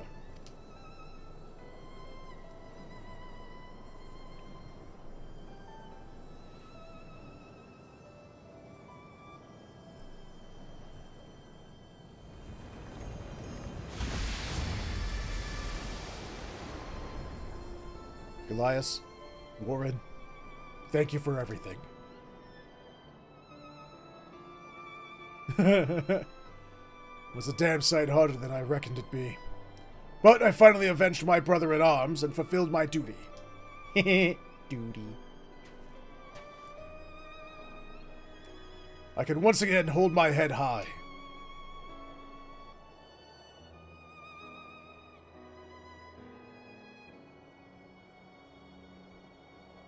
We're all the Smiley Brigade now. We smile.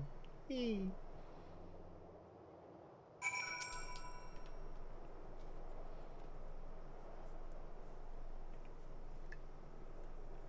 XIV might be dead, but we've still got a loose end or two to tie up.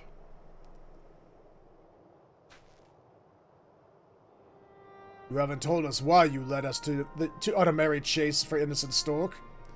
May as well come clean now.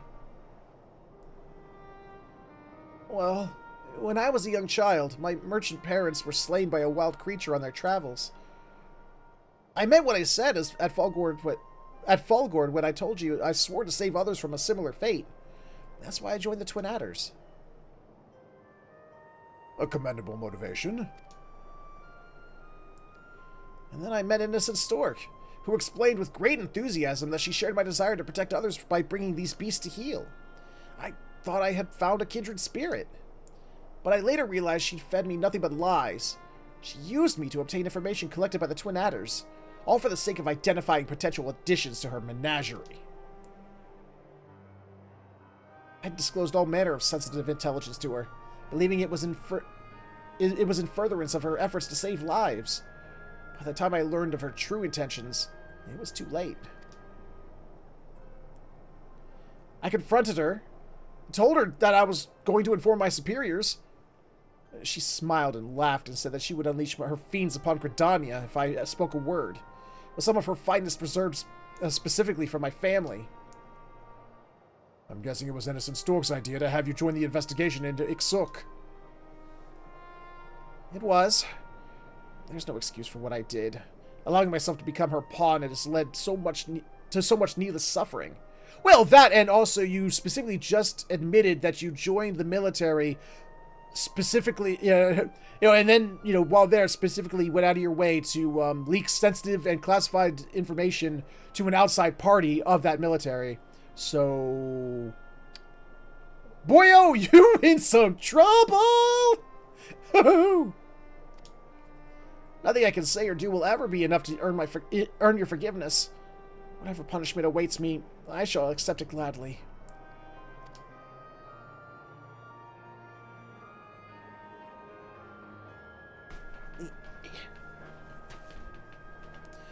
Well, Warren, what do you think?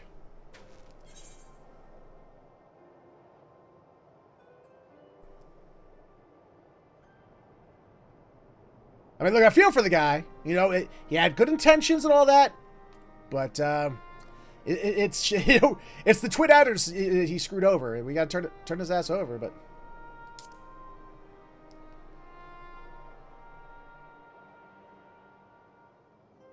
I was thinking the same thing. It's up to them to decide his punishment, not us. Quite right. I will request that my superiors meet us at Quarry Mill, where I shall give a full account. It's settled then. Meet us there when you're ready.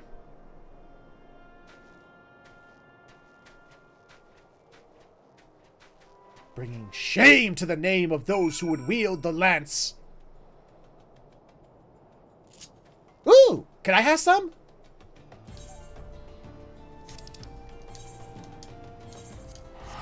I want some noodles.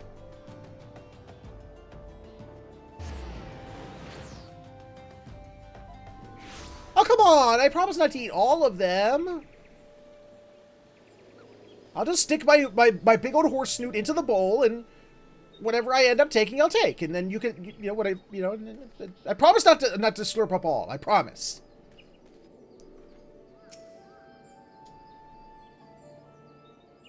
I was put my, dip my nose in, just slurp, just slurp it up, and just until I've had my fill. That's all. Yeah. As soldiers of the Twin Adders, your actions are inexcusable. Once I have made my report, expulsion will be the least of your worries. There will likely be a trial.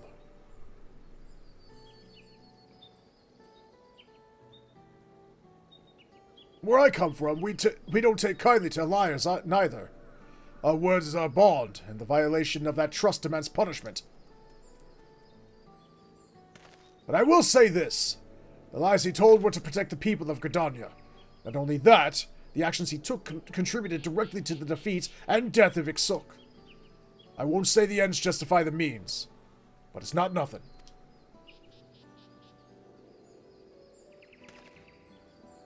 Duly noted, though I trust you understand that this consideration may not change the outcome. Yes, sir. Ain't my place to tell you folks how to handle your business.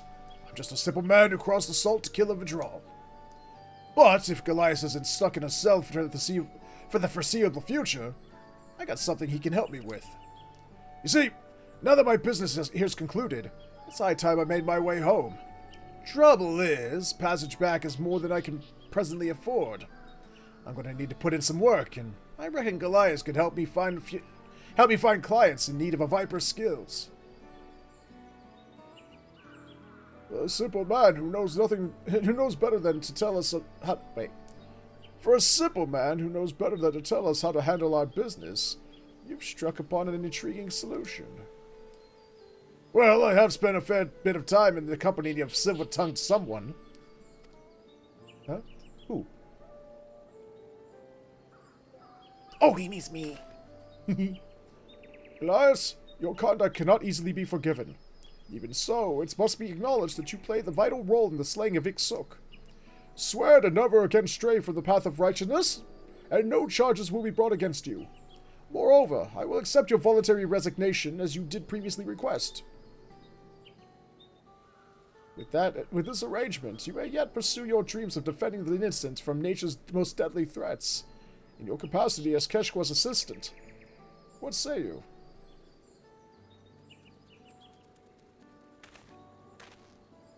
I shall do as you ask. You have my word. Though I will bear the shame of my misdeeds as long as I live, I shall endeavor to redeem myself through service to the people. You can start by finding me some beasties to slay. Well, seems like I'll be sticking around Eorzea a while longer. In the meantime, you're sure to find clients of your own. I reckon this continent's more than big enough for the both of us. No! They're all mine! Wherever there are folks in need of a Viper, that's where we'll be.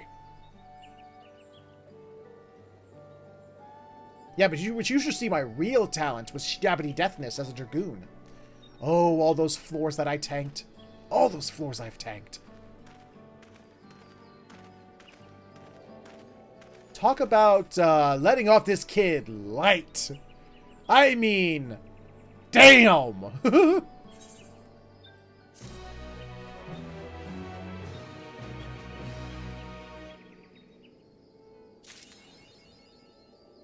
Victorious Viper achieved.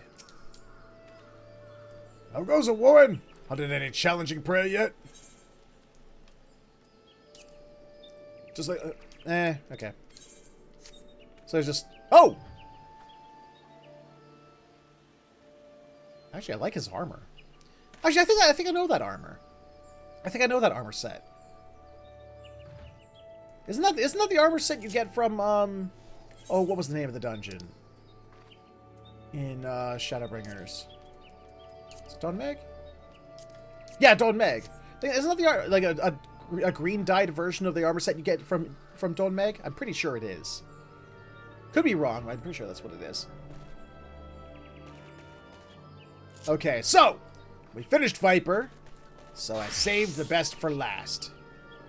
But there's a minion just out here by themselves. Okay. So now we're gonna go Pictomancer it up. Actually, hold on. Do I need to repair anything? No, I do not. Okay.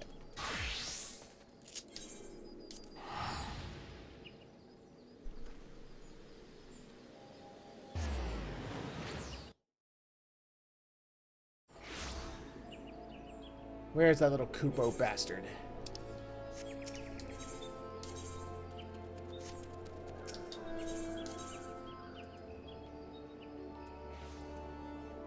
Should be right here, right?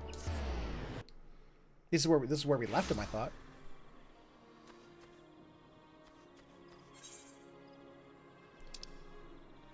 There they are. They're up there.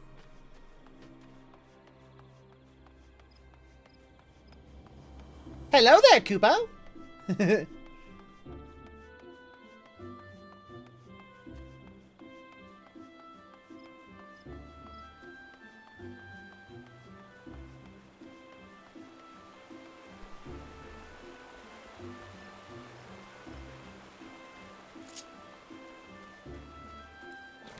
Boop.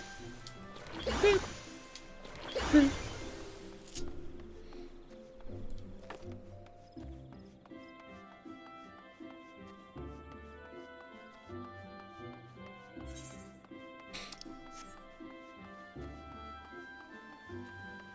No, I haven't talked to you in forever. Got anything for me?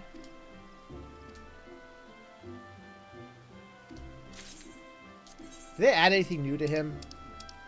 No, they still haven't had anything new to him.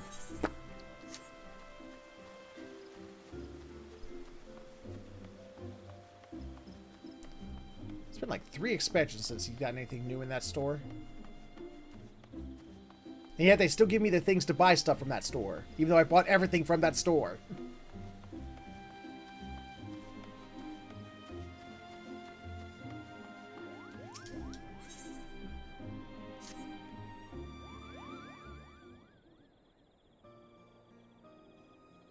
I see you've been quite diligent in your training, Warren. You look more confident that with the magic brush on your back and exude the aura of a proficient Pictomancer, Kupo. I can readily tell these things, for I once traveled with a pair of Pictomancers after all.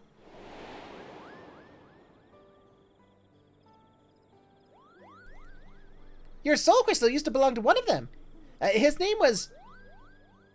What the fuck? Wait. Jean Ket... Oh, fuck me. Fuck hell is it names? God damn it. Okay. Jean Ketelac. I'm gonna say Jean Ketelac. What? Lee, where you going? Jean Ketelac. His name was Jean Ketelac, and he was an exemplar of our art.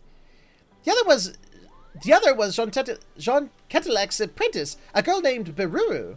Despite having seen only 16 summers, she's already an accomplished Pictomancer. And she's the friend of mine who's missing, Kupo. I mean this nicely. If you ever get the opportunity to go and do voiceover work for anything, you take the opportunity by the horns and you show them that. I appreciate it. I do appreciate the bout of confidence. I'm nothing. I'm just having fun. I'm you know, to say I'm an amateur voice actor is like, that's being generous. I appreciate it though. I do.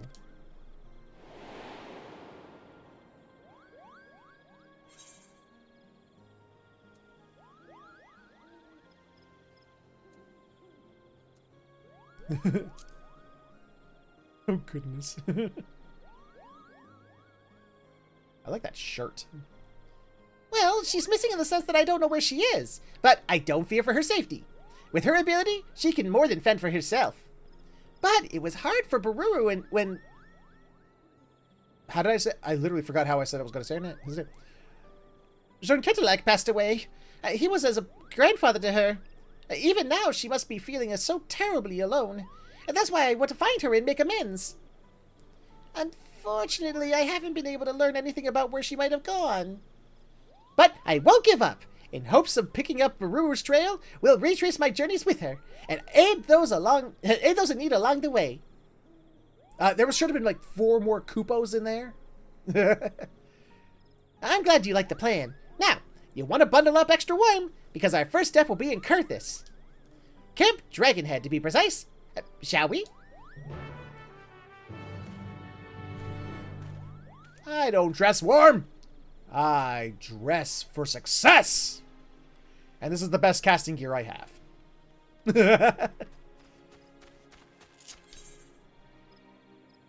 Let's see.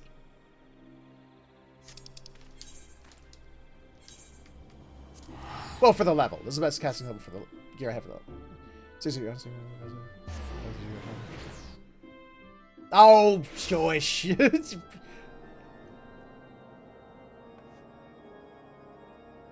Hold on, Flack. Hold on, Flack. I got something for you. Hold on a minute. Hold on. I got something for you. Hold on.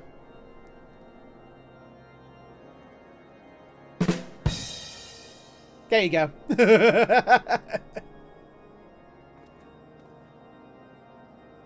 Also, shame on you.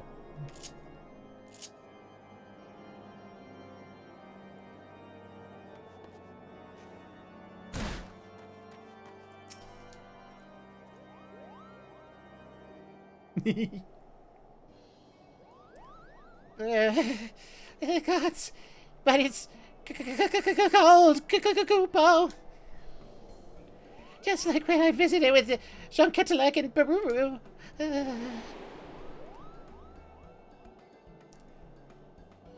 Did she just throw him? Or is it, oh, she probably threw snow. Baruru had never seen snow before, and she was the picture of glee. She rolled up a snowball and threw it at me with all her might. And then she threw another, and another. And soon I found myself in dire straits. Oh, I am in dire straits. I love that band. There's a whole Yes, just so. I found myself buried in dire straits. Wait a moment. What are you doing here, Mr. Hearer? Well, now, what a curious coincidence that we should cross paths here.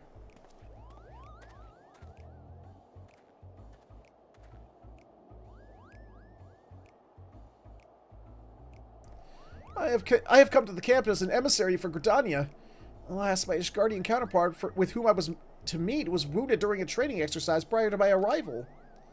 I tended to him as best I could, but I'm afraid the outlook is grim. Oh, dear. Are his injuries that grave? While the injury itself wasn't life-threatening, the resulting wound has soured. A poison courses through his body, against which my magics are ineffective. Now he burns from a terrible fever. Just a moment. I recalled a treatment that would purge the impurity, but it requires the horn of a rare heart beast? I'm going to say heart beast. Yeah. And I have no skill in hunting. That sounds like a job for our promising Pictomancer. A Warren here can find this heart beast and take it down with a few swift brushstrokes. I could do. Pictomancer is really cool and really powerful. You would aid me again? Your kindness knows no bounds. Sir, your cane is clipping through your hat.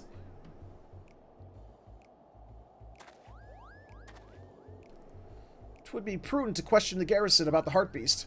The creatures are rare, but the knights may have sighted one during their patrols. Perfect! We'll have that horn ready in no time, Koopo. I said time. I should have said time. Why did I say time?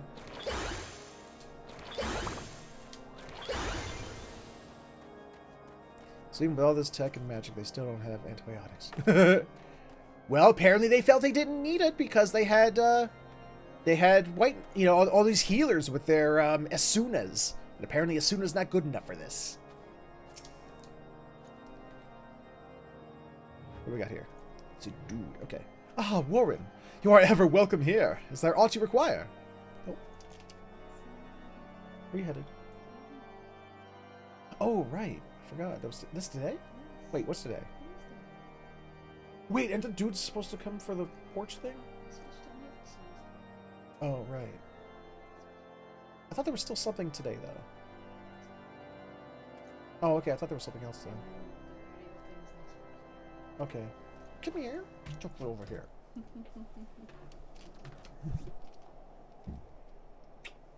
That'd be beautiful. Oh, everyone says hi. Huh? Oh, Cindy says hi. Cindy says hi back.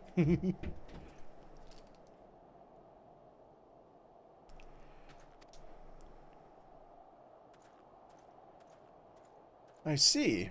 Yours is an elusive quarry indeed. As it happens, though, a comrade of mine chanced upon a heartbeast by the steel vigil only yesterday. With luck, it will still be near. Alright. Hey, Blackfoot! How's my favorite ferret?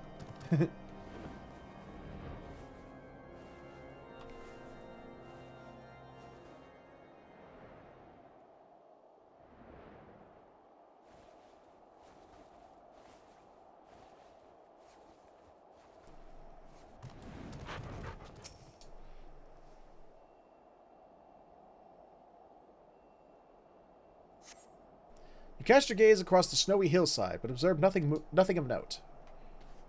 Well, I mean, we saw snow and a hill.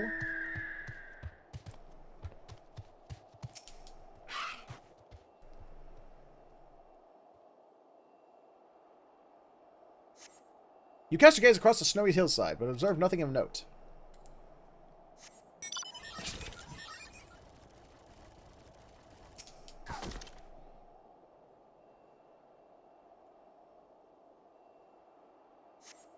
You spy a horned silhouette by the entrance of the Weeping Saint. A heartbeast, perhaps? Where? Also, how did we see that from here? How did we see that from there? Smart, I guess, but did 1.5 hours of over. Ooh. My condolences. Hello, heartbeast. Ah!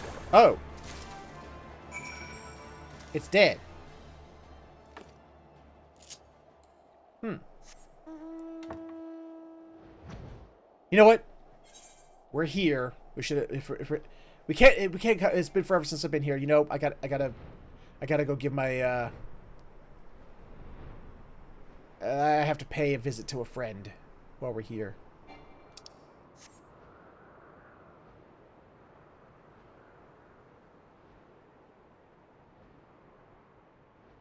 Pay some respects. Been far too long.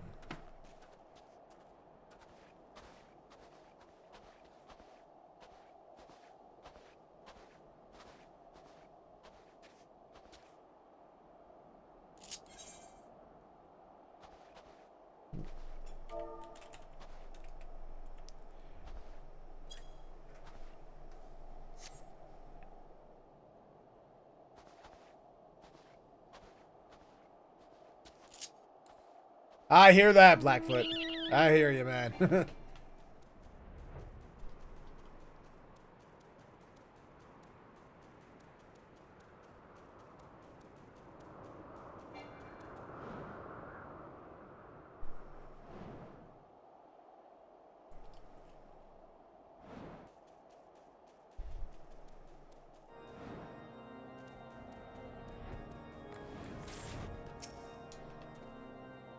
You're returned. Please tell me you've obtained the Heartbeast horn. I did. I killed it good. Yes, this is the horn. I cannot thank you enough. I shall use it to prepare an infusion for the ailing knight at once. Oh, there you go, Flaxy. They do medicine. It seems to come from creatures that they are, unable to kill by themselves. Oh, boy! bot number 2 today. Goodbye, bot number 2. You can frack off.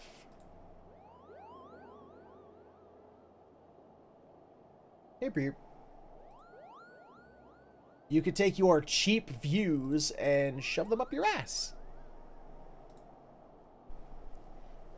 No sooner did you arrive here than you helped a soul in need. Well done, Warren. I appreciate it. I haven't expected the... Wait. I hadn't expected to aid the same person twice, but the road is full of surprises, and a Pictomancer prospers from every experience, Kupo. The journey is a paramount importance to a Pictomancer.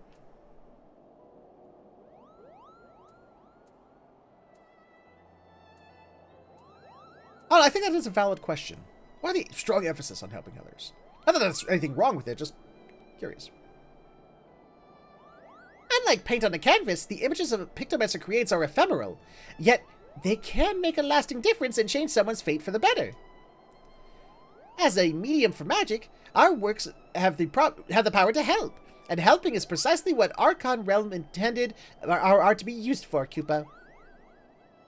By the way, you've been to Ishgard before, yes? Looking back on your first visit, what emotions and sensations have remained with you most strongly?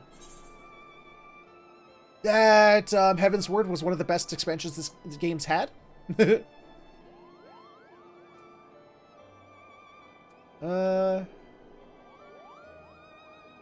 Wow, how prudent I was just there!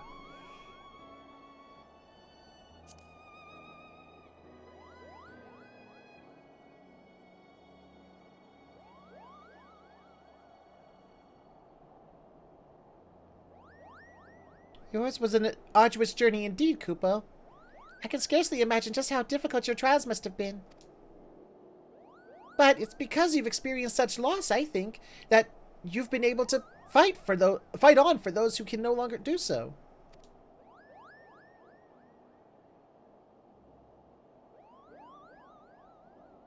Oh, imagine you know what he would say if he saw us all mopey like that. You know what he would say. We should be smiling. We should be. Thank you for sharing this with me, Warren. To hear what's important to you, it inspires me to be hopeful, Kupo. Now, as I did back in Gridania, I'll make inquiries here about my friend Bururu. Until it's time for us to move on, I bid you to keep up your training. Bitch, I'm level 100. What you want from me? Bom, bom, bom, bom. Oh, and by the way, I don't know if I said this yet or not. As you know, because like Red Mage used to be my my go-to caster. You know, my main is still Dragoon. I always be a Dragoon main, but you know, especially seeing as Blue Mage is limited, is a limited job, and Blue Mage is my favorite Final Fantasy class of all time. But Dragoon, you know, will always be my main. But as far as like for doing any like role quests and stuff like that for caster, magic DPS, after getting to level 100 and seeing all the skills and abilities Pictomancer has, I think Pictomancer has superseded Red Mage as my favorite. I had a lot of fun leveling Pictomancer.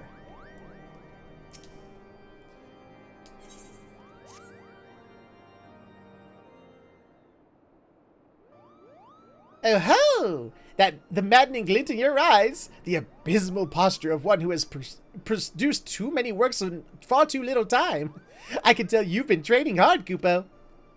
Your aura, too, has burgeoned since last we spoke, lending you to the mysterious... What? Mean of an artist undergoing a wild and wonderful evolution. You think I'm making this up, do you? You think I'm making this up, do you? That I'm stringing together vaguely relevant, affirming words? Oh, ye of little faith. Thank the matron. Exactly, Kupo. We should thank the matron for... Wait. All the best to Nofika and her bounties, but why are we thanking her? Excuse me, Nofika? I think you mean Menfina. Thank you very much. She's my matron. I thank the matron we may speak before you depart, of course. I have someone here who wishes to express his gratitude. Our Ishgardian friend has made a full recovery, and it is thanks to the horn you brought. Your selfless actions have saved my life. I know not how I can ever repay you. No need for that, Kupo. To see you hale and whole is repayment enough. I am given to understand that you are searching for someone. A traveling painter? Indeed I am. Her name is Baruru, and she's my very best friend.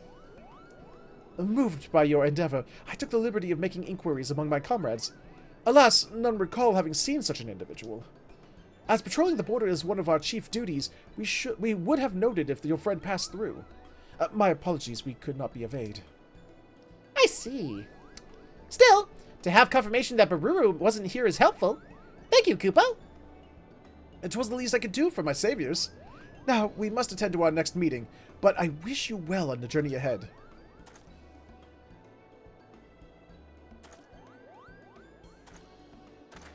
Bye. Have a beautiful time.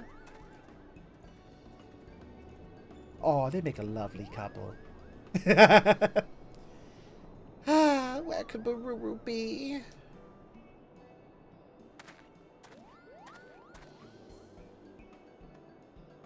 We may not have found any clues here, but with some luck, we'll find her at our next destination, Kugane. Getting there, however, will prove a challenge. Unless you've visited the Far East before, Warren. Oh yeah. Wonderful! That makes our lives much easier, Kupo. Now, listen closely. I have here a lovely crafted and blessedly breathable hempen sack. I want you to stuff me inside and teleport me to Kugane with you. Huh? What? You needn't gawp. It's a well-considered request. While I may not be replete with teleportation anima like you, I can tag along as one of your belongings. So, stuff me in a sack. I can take it, Kupo.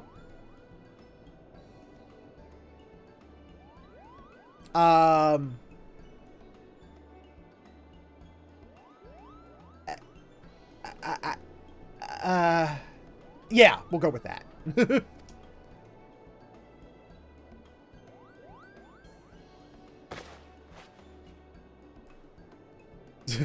You are now carrying a Kupopo-sized sack. It would be prudent to handle your burden with the utmost care until such time as you reach Kugane. So what you're saying is I should probably not beat it against a tree. I shouldn't pull a Jason Voorhees on it.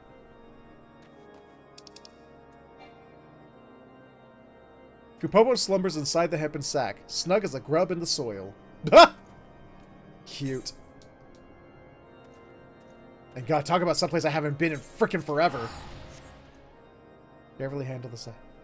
Okay, I'll be careful. I promise I won't go over to the hot springs over here and slyly dunk it in.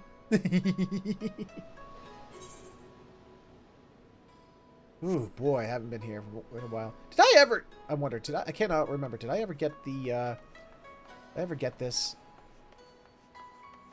Oh, I did get it. Okay, sweet.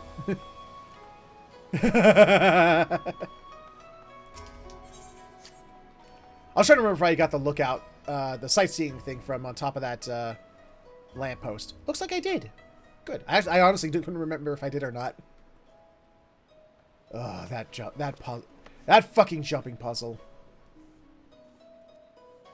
I can literally do every other jumping puzzle in this game, except for two. There's two jumping puzzles I can... well, I did this one, but I've never been able to repeat it. And it's because I hate this one. And the other one I can't do also, and that's the summer one, when they bring the summer event.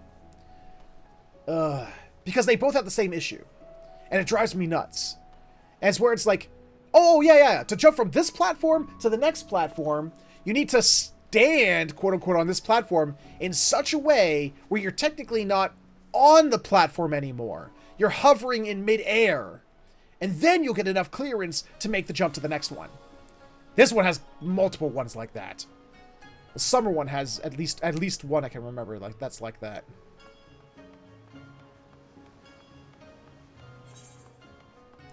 None of the other jumping puzzles have that shit. It's just those two. And it drives me up the wall.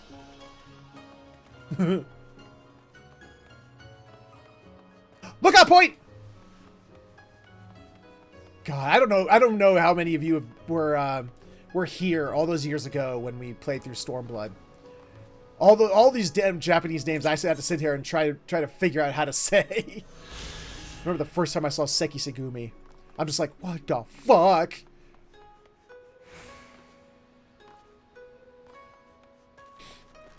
Actually, no, it hasn't been that long since we came here. The Blue Mage quest line brought us here.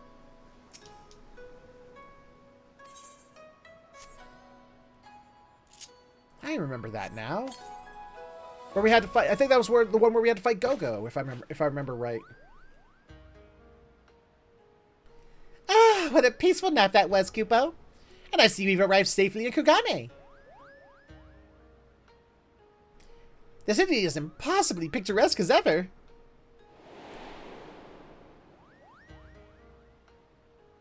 Why, when I first arrived here with Beruru and Jean Cadillac, I thought we were in a waking dream, Kupo. We were all fascinated by Far Eastern art, especially the bright, bold presentation of... Here we go again. Ukiyo-e? Ukiyo-e? Is that right? Ukiyo-e prints.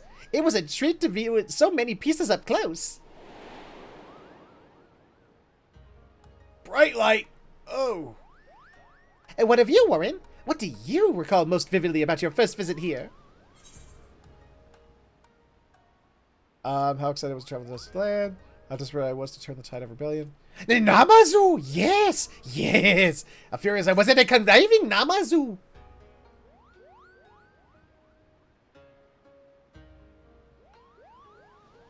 Those pop-eyed pests are nothing but trouble, if you ask me. They think they can get away with all manner of mischief and look cute doing it. But only Moogles should be able to do that, Kupo! Well, they are catfish. I mean, by their very existence, they catfish people, so... Still, to meet such unusual creatures, walking, talking fish folk would have stirred your imagination to no end, and you have your journey to thank you for your experience. Right then, I'd like to begin searching for Beruru, and I think the tea houses would be a good place to start. The proprietors ought to be able to... Strike down this hapless fool! Precisely, Kupo! The proprietors ought to be able to strike down this hapless... Wait, who's getting struck down? Oh, that noise! Jesus! Hold on a moment! It's a soul in need of aid!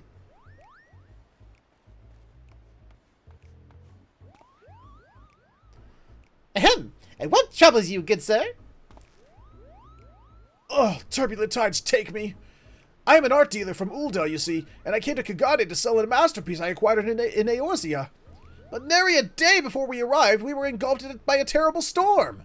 We rocked and rolled, barely able to keep the ship from capsizing, and in the chaos, the crate containing my precious piece was cast into the rolling waves. That's terrible, Kupo.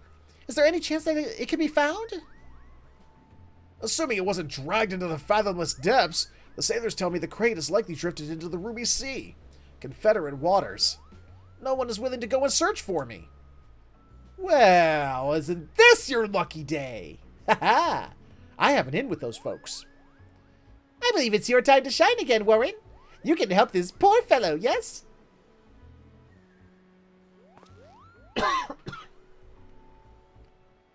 Well acquainted with the pirates, you say? If you could speak with them about my crate, I would be grateful beyond words. Boom doom.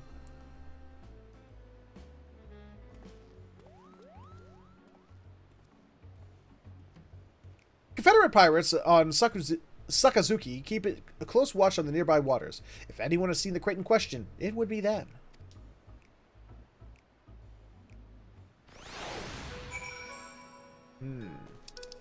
I shall find these pirates and demand that they help us.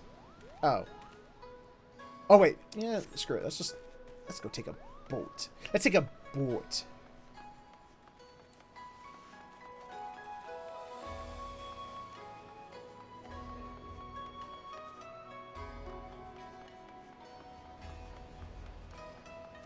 Oh wait, is the ship still around? Oh, it's gone. Or is it just in the far? Oh, there it is. There's the ship. Ah. Remember how much I freaked out over the Final Fantasy Tactics references and music? Good times. Good times.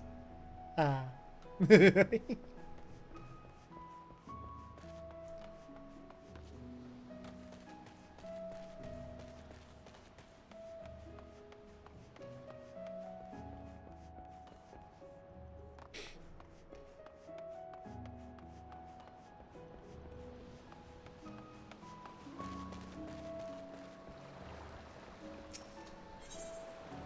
No, not them, sir.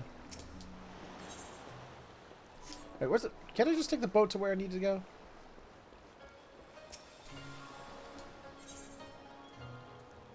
Oh no, that's to the housing. Can I not? Where's this go? Oh, okay, that's what I was looking for. Okay.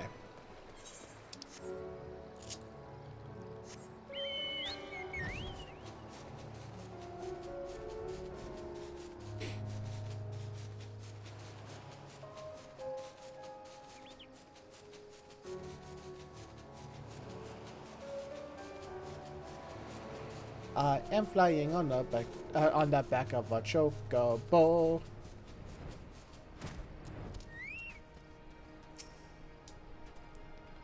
Oh, if it isn't our friend Warren! What brings you back to these parts? Business with Rasho and Tansui, perhaps? A crate containing a piece of art? As a matter of fact, we fished something like that out of the water not long ago. But, as you well know, the Ruby Sea is our territory, and anything the Tides deliver to us is ours by right. We cannot just hand it over. But we owe so much to Warren. I haven't forgotten. That being the case, why don't we make it interesting and have a friendly contest for the crate? Challenge accepted! That's the spirit! We'll make it simple. Hunting ogre crabs. Both sides will get the same amount of bait. The person who can catch more crabs is the winner. Alright then. Once you've used up your bait, bring the shells to me as proof. I'll be waiting. Perfect! Let the contest begin. Always in a rush, that one.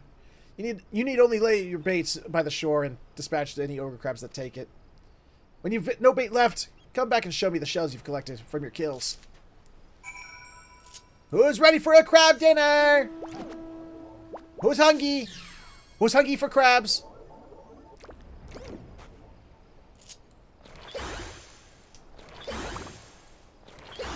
I'm gonna smack the crap out of them. Aside from being far from the water, there is an area hiding place for crabs at this outcropping. This is not even promising. Oh, then no.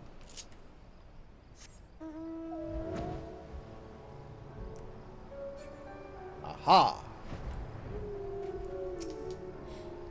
You spy a trail of tiny tracks in the sand. Perhaps this is a good spot. I shall use it then.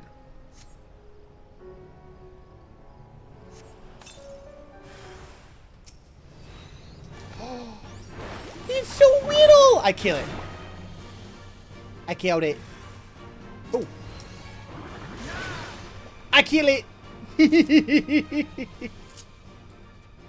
I killed two.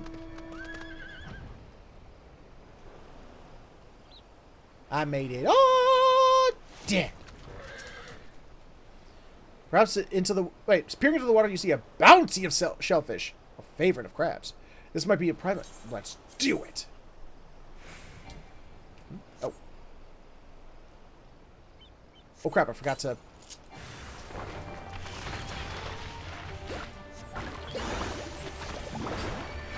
Beep. Got him! Die!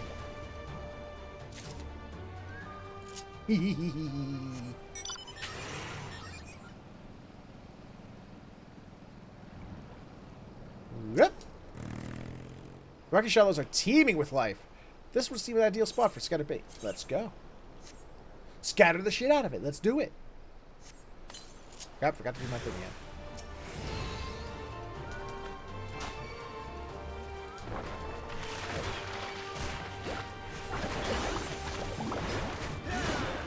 I schmack. I schmack. I schmacked.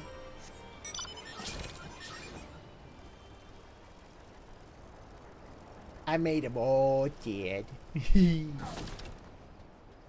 Are you proud of me, Dad? I made them all dead. Oh, you brought the shells? I'll take them off your hands then. And the winner is... Warren, and it's not even close! Congratulations! Good show, Warren! I expected nothing less from you. I'm a man of my word, so the crate's yours. Though it was just a friendly game, it was a privilege to go up against you. I'll be sure to tell everyone about it. Ah. We have quite the reputation. Yes, thank you for humoring us. I hope the crate is what the merchant is after.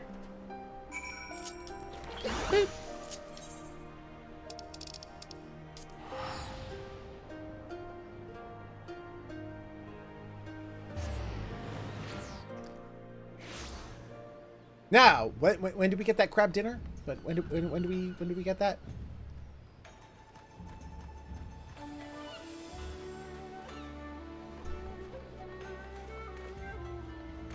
I believe I was promised a crab dinner. You know, by myself. You know, I promised that. So when do I get that? You were returned. Were you able to find my crate? Yeah. At least a crate. Oh, traitors be praised!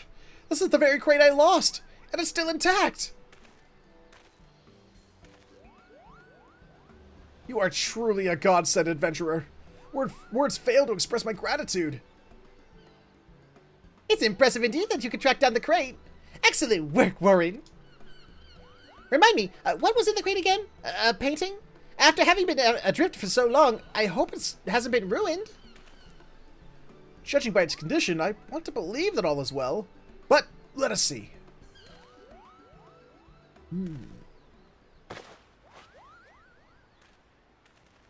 Ooh. Pretty. Thank the traitors, it's unharmed. And here I thought I had packaged it excessively. Huh. Kinda looks like Lakeland, doesn't it? Just a little bit? I think I have a crab Pokemon somewhere.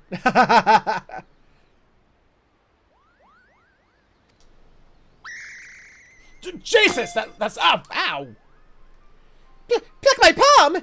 That's one of Jean Catalic's pieces, Scoopo!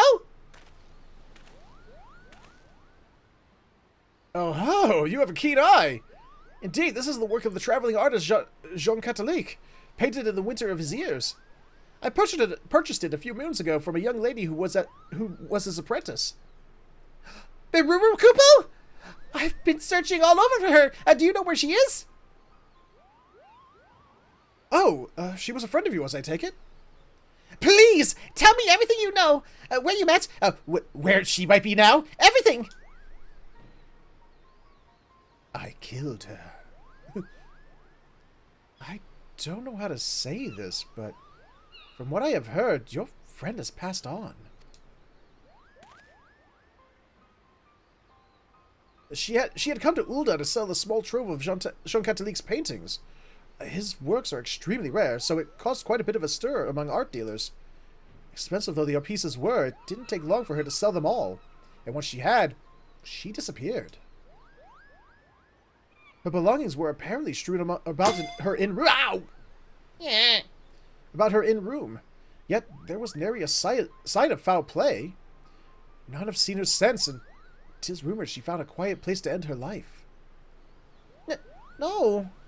I knew Jean Catalique's death left a void in her heart, but Ruru wouldn't have... She couldn't have...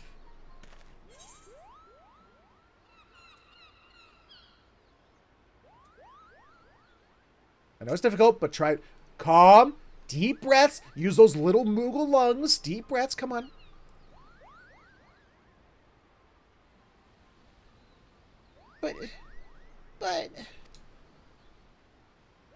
Forgive me. It was not my intent to cause you distress with these grim tidings. It was because of them, in fact, that the piece failed to sell in Eorzea. Thus did I bring it all the way to the Far East, hoping to find a buyer here instead. Now, it isn't much, but please accept this as a token of my gratitude.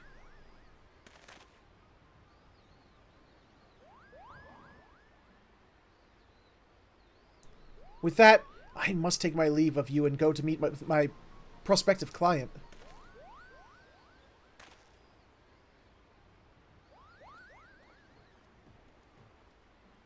Look at all those jumping pegs. Look at all those jumping pegs up there! They still give me nightmares. I'm sorry, Warren. You did well. You did.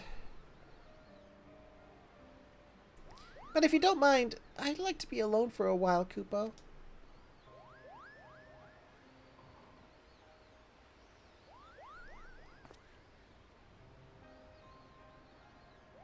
Oh, those jumping pegs. Look at them. You can see them from here. They haunt me. Bum bum bum bum. Still don't like that the new chime over the old ones.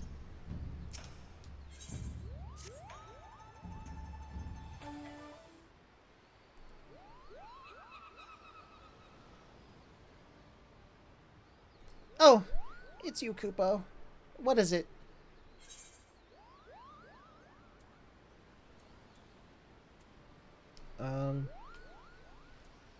I want to see how you were faring. Checking in on a friend, you know? That's very kind of you, Kupo. Truth be told, I'm still struggling to come to terms. If Ruru was surely left this world, it means that I wasn't too late, thank goodness! If only, Kupo. If only. Oh, it's you, Mr. Art Dealer. What brings you back to us? I've concluded my business here and shall be returning to Ul'dah, but before I take ship, I wish to speak with you again. 'Tis plain your friend's fate weighs heavily on your mind. If you wish to know the truth of the certainty, I should be glad to introduce you to someone who deals in the information. You think this person would know what became of Baruru? Oh yes, this man makes it his business to know everyone else. This man makes it his business to know everyone else is in Ul'dah. At the very least, he should be able to tell you if your friend yet lives. Is their name the Shadow Broker? He also happens to owe me a favor. I shall personally ask him to assist you. Once you arrive in Ul'dah, head to the Emerald Avenue and look for a bespectacled man with a self-satisfied grin. That'll be him. That's kind of a vague description. Can we get like a race? Hair color? Anything? Now then, it's time I boarded my vessel. Farewell, my friends, and best of luck in your search for the truth.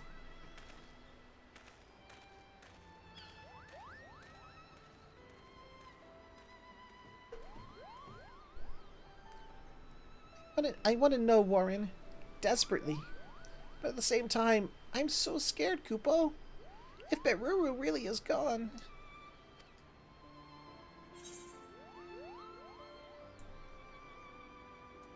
These are both good answers.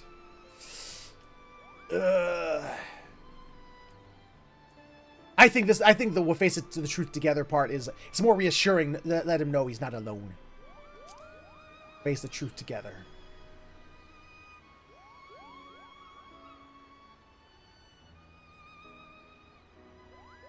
Shining the light of hope on me, are you?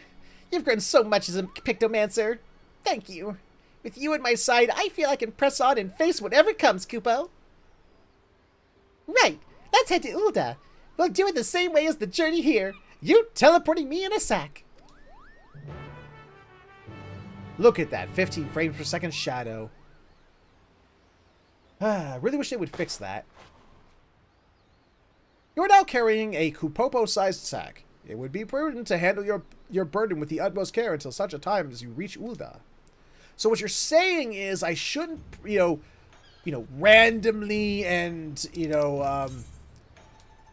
do any, like, tricks, you know, like flying tricks while hovering over an active volcano or something. Good call. Good call.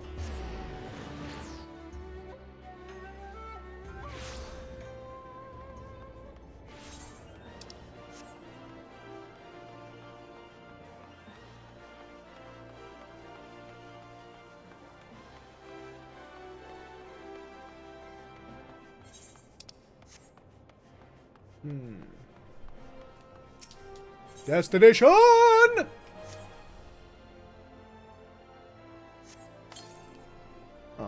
My first drink is empty. Go away, empty drink. Come here, second drink. Phew! What a lovely little nap. Let me try that again. Phew! What a lovely little nap. And just like that, we've arrived. The towering cityscape, the dry desert air mingling with the scent of Gil. There's no mistaking Ulda. Now then, we should find the fellow who deals in information, Koopa. Yeah, but couldn't it have been one of the other two better, starting cityscapes? You know, like Limsa or Gridania. Ulda is the most boring of the three.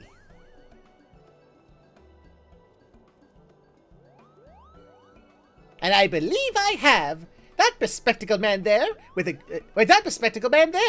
grin that does indeed bespeak unwavering confidence.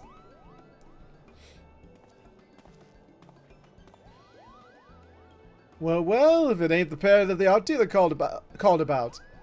You can tell who we are just like that? You really do know things, Koopa. Well, that's truth enough. But to be fair, I'd have to be blind as a bat to miss a Moogle traveling with the savior of the bleeding realm and damn. But to be fair, I'd have to be blind as a bat to miss a Moogle traveling with the savior of the bleeding realm and then some. I understand you're looking for a friend. At least somebody knows who he's dealing with. That's right. Her name is Baruru, and she was last seen in Ulda. If you know anything about what became of her, you must tell me, Koopo. Don't get your palm in a twist. I'll oblige your burning curiosity. It was about half a year past that Baruru came to Ulda. She brought with her 8 of Jean Catelique's paintings, which she put up for sale. She sold the lot within a matter of weeks, and with the small fortune she made, she went and bought herself accommodations at the ossuary. No, that can't be right. Afraid it is, my furry friend. It bears stressing that being interred in the city is not an inexpensive proposition. Hardly surprising, given the limited space what's left. But she made the donation to the ossuary up front and in full, and an amount most folks will never see in their lifetimes. What did she do after that? That remains a mystery. Her room at the inn was found neat and tidy. You wouldn't have known she'd been there if not for some personal belongings left behind. Amongst those of greatest interest was a set of traveling gear, a coin purse containing the payment for the room, and a letter which said that she wasn't coming back. Finding it all a bit odd, the innkeeper called the Brass Blades to investigate, but the evidence led him to conclude that she was voluntarily missing, and likely dead by her own hand. Then Baruru really is gone. That's what they think, but who's to say, eh? There's only one way to be certain, I reckon. According to a priest who oversees burials, Baruru's coffin is stored in Erilig's burial chamber over by the ossuary. You'll have to open it up and see what's there, or you'll have to open it up and see what's there, or isn't, with your own eyes. I'll go there at once, Koopo! And off he flies. You should go after him. Depending on what's waiting, he'll need support. You know, his blue spectacles put me in mind of a certain someone's red spectacles, and it makes me think, why can't we get those spectacles and dye them whatever color we want? You know, I'm talking about, where are they? These ones, the rose-colored spectacles. We should be allowed to change the color of the shades too, not just the rims. Yeah. In fact, I would have been glad if they didn't let you change the color of the rims and instead just let you change the color of the lenses.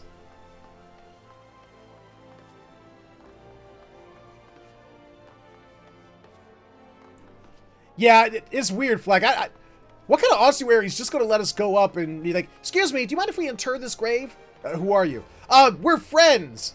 Yeah, what proof of that? It's like, ruby quartz spectacles? I don't know. Are those a thing? What's ruby quartz spectacles? Where do you get those? Give me ruby quartz spectacles. Not that I can spell with a damn, but I think it got the.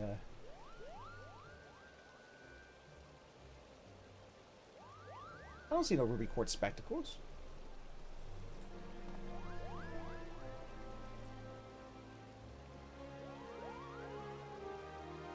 Cyclops, X-Men. Oh, right. They keep his eyes from destroying it. Right. Gotcha. Yeah,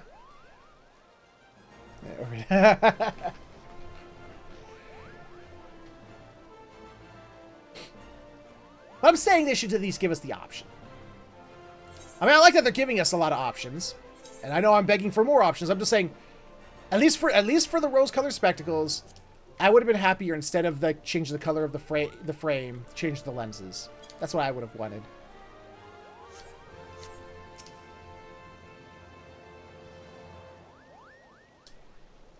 I beg you, Kupo. It would only be a little peek. That does not make. Wait, is that a dude, lady? What? It's a dude. Okay. That does not make it any less of an act of defilement. We cannot allow you to disturb the dead. Three bot assholes. And another one's banned to dust. Another one's banned to dust. And another one gone. And another one gone. Another one's banned to dust. Hey, going to ban hammer you. Another bot bites the dust. Orin, this priest says we can't check Maruru's coffin. Please explain the situation to him.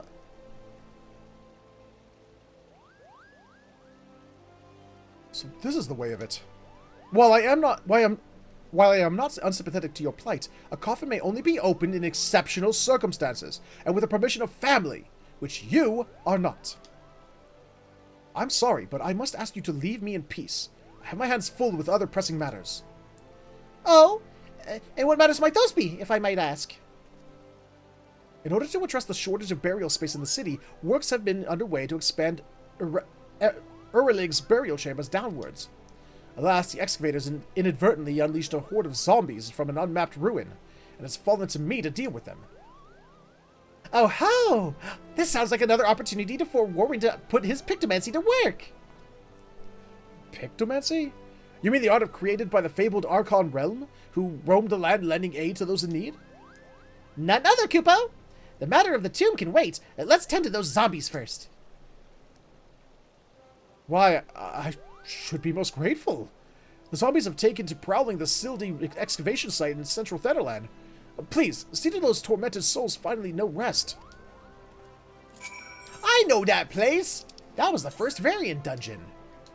I had so much fun there. I shall purge the dam!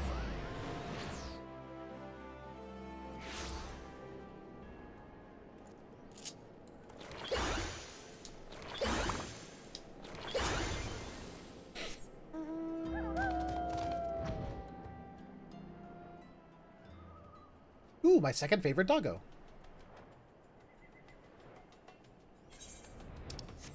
Oh, I can't wait to. Can't wait to, because I think they've already announced that we're going to be getting some more variant dungeons in Dawntrail. I can't wait for them to add them.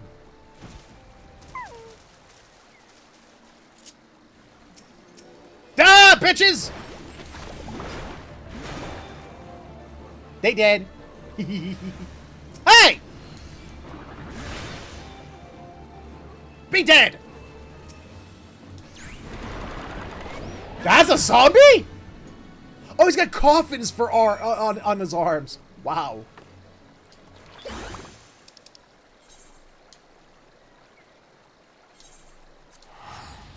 Pictomancer is a brute. Pictomancer does the dabblage.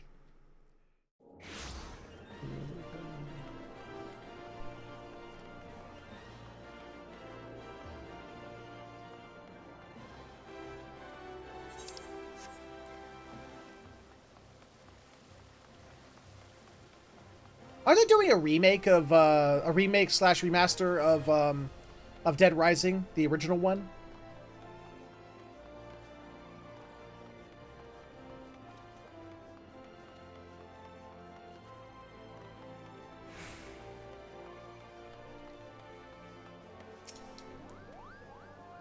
The zombies have been dealt with?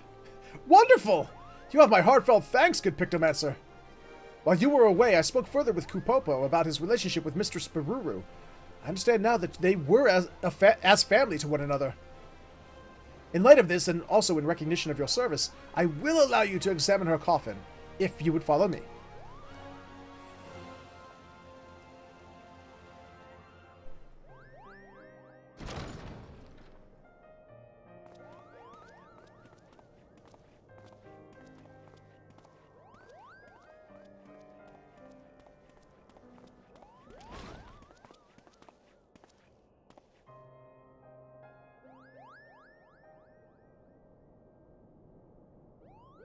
Well, you're going to have to open it for him, dude. I don't think little Kupopo is strong enough to open that coffin. This is the one.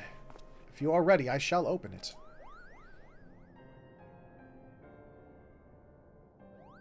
Look at the way his little whiskers twitch.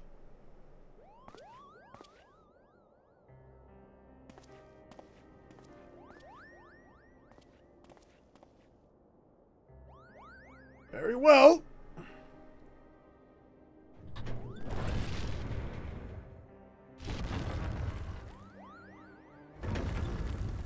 Please, please don't let it be her. What? What is this, Kupo?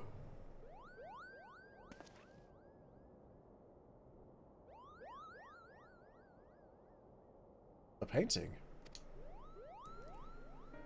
Yes, we can all see that, and I recognize it as well.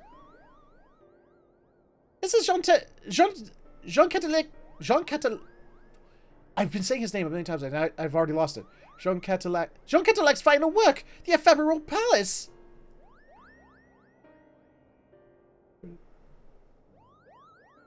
Aw, why thank you, Tuzzy. Thank goodness and salutations. How you doing?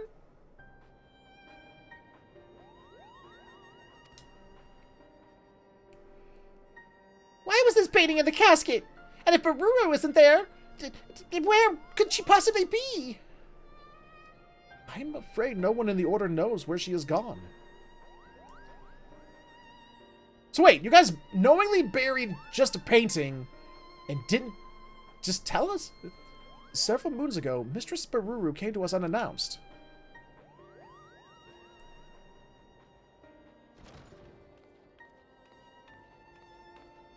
Whittle! Whittle Lala! It's a Whittle.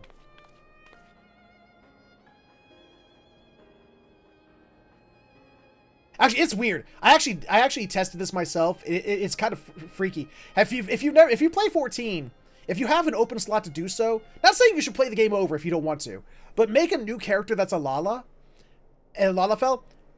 It's kind of weird. There's a weird optical trick they play because of the height of the camera to actually make you feel like you're itty bitty.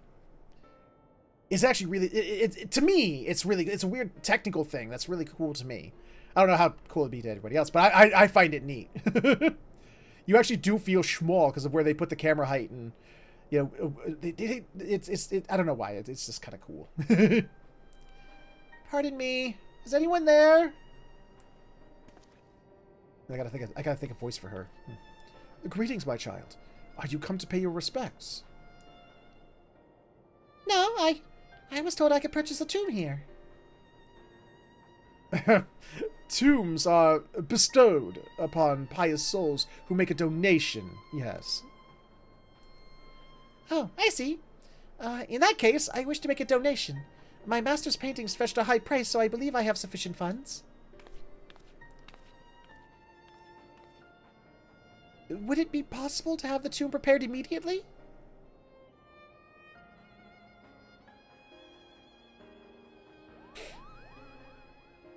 In that manner, did she secure burial rights, and so we set about making the necessary arrangements.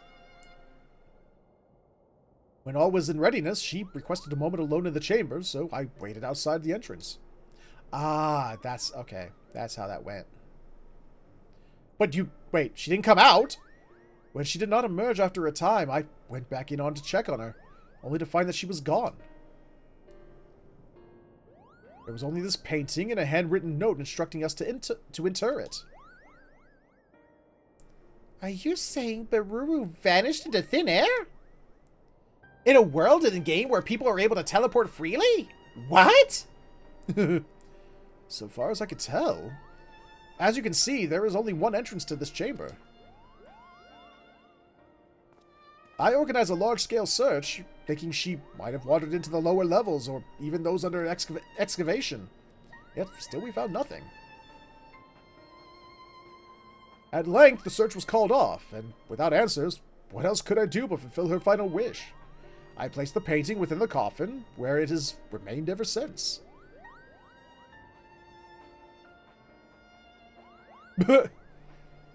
Curiouser and curiouser, Koopa. That is everything I know.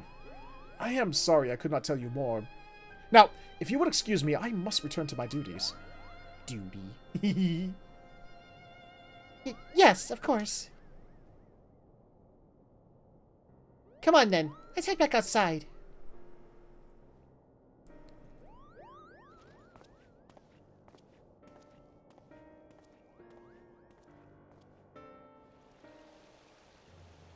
I'm getting hungry. Interring Jean Catalique's painting and vanishing it without a trace. I'm not sure what to make of Baruru's actions, Kupo. What about you, Warren? Do you have any thoughts? It must be the key to this puzzle. Jean Catalique's painting must be the key to this puzzle. I'm using my great powers of inquiry that I learned from Hildebrand, the agent of inquiry.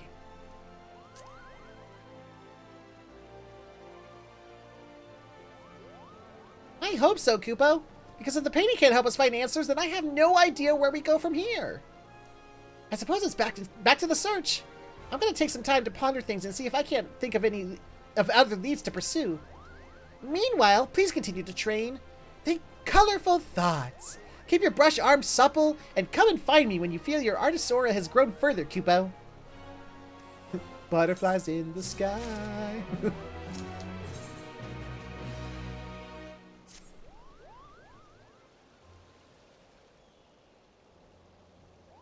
Why, Warren! I can tell you've been applying yourself to your training.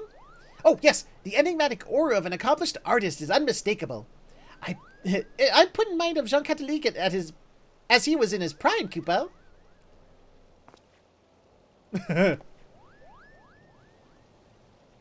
Now then, imagine a great big canvas that has yet to receive even a single drop of paint. That, I bit my tongue trying to say unfortunately. That, unfortunately, is the state of my search for Baruru. I couldn't find any clues as to her whereabouts, and I'm at a loss as to what to do next. Consider where restricted might have been. Why did you two have a falling out in the first place? I'm gonna...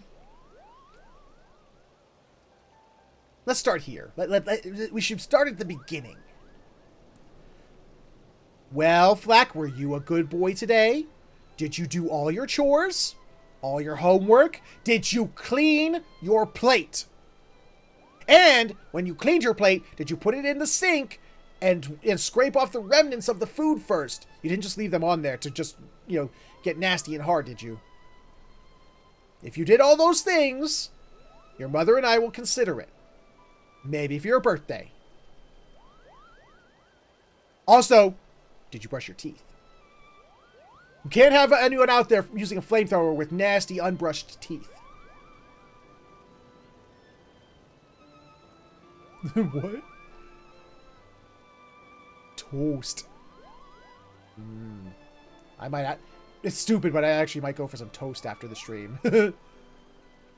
I was reluctant to disclose the events of that fateful day, but perhaps I should have. Let us speak of the very root of our troubles. The argument that led Baruru and I to going our separate ways. On that day, the two of us returned to Limsa Lominsa after a journey. The first without Jean Catholic's company. Old age and long years on the road had taken their toll, and we had made the difficult decision to leave him in the care of the sanatorium. With a smile on his face as he lay to bed, he had wished us well on our coming adventure and reminded Beruru that she mustn't.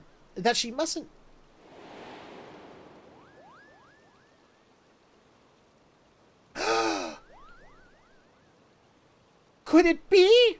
Yes! Yes, it must! Beruru has become part of the painting! Hey, good call. I don't blame you for being confused. I promise to make everything clear soon, Kupo. Warren, you've been the best student I could have hoped for. You've trained diligently, aided those in need, and kept your promises to me. I can't rightly ask more of you, but for this thing I'm about to do, I'm afraid I must. I beg you, lend me your strength one last time, Kupo. Why did my character give that look? That was the weirdest look I think I've ever seen my Warrior of Light give to a question like that. Come and meet me at the Jade I fled. I'll be waiting. Okay. But isn't the painting back over there? Where are you going? Okay.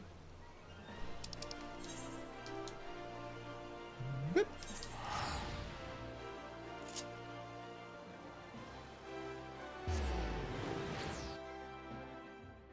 I want toast.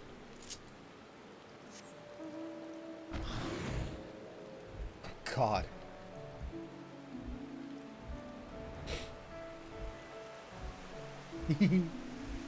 It bets. Squirrels!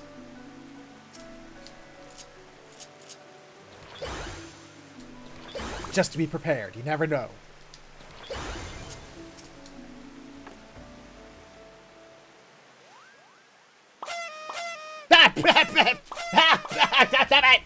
Yeah.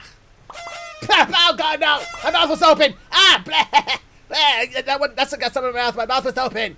Ah. Yeah. There you are, Warren. I know you must have many questions. Allow me to explain everything, Kupo.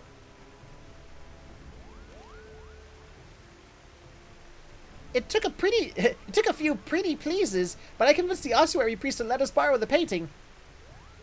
Beruru inherited it and other works from Jean Catholic after he passed away.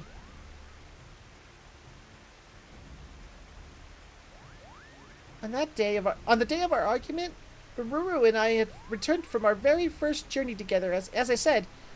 But when we arrived at the sanatorium to see how Jean Catholic had fared in our absence, all that awaited us was a few of his paintings and personal belongings. A fell fiend had found its way into the facility a few days prior. Seeking to protect his fellow patients, Jean Catholic confronted and vanquished the beast, but the exertion proved too much. Beruru and I were devastated. If only we had returned sooner, taken a quicker route, or not wasted as much time, Jean Catholic might still be alive. Such thoughts tormented us, Kupo.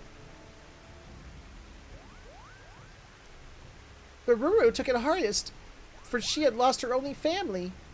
She clung to me and wept like a child with her doll, and I, in the moment of poor judgment, said something foolish. I told her that she needn't depend on me so. That she could stand on her own 2 feet as a Pictomancer, and that she should.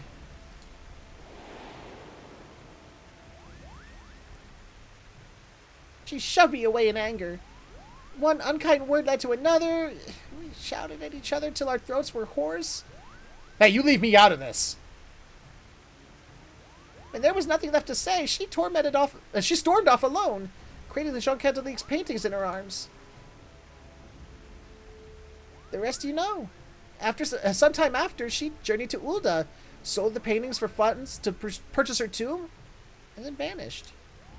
For so long, I've been unable to understand what she was thinking and where she might have gone. But the answer was right under our noses, Kupo. Ba-da-ba-ba-da-ba. You see, Beruru possessed such a vivid imagination that she could bring any of her thoughts to life. Oh no. She didn't try making a painting simulacrum of Jean Catholic, did she? As this rare gift allowed her not only to create, but reshape. Jean-Catholique made her promise that she would never use her powers to alter the living being. Oh no, she made painting zombie of Jean-Catholique. But in her grief, she did just that. She made herself one with this painting. Or that. Or that. It's hard to believe, I know, but the painting itself tells the tale. Once it exuded warmth and whimsy, now it is enshrouded in a stifling pall of sorrow. And this brings me to my request. Using my own magics, I want to enter the painting, and save Bururu. But I don't know if I can do it alone. Can I rely upon your aid, Warren?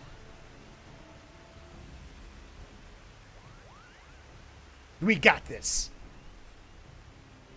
I'm in your debt. Be warned, the painting will be a world where one's imagination is made manifest. That's to say, anything can happen. So see to it that you are fully prepared, Kupo. Sounds like a blast. Let's go. Let's go. All set to dive into the painting, Kupo? Ready when you are. I got this. I got this.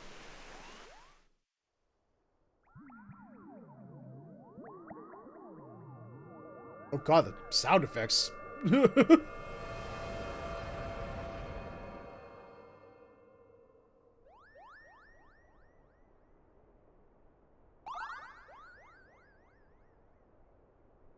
Oh!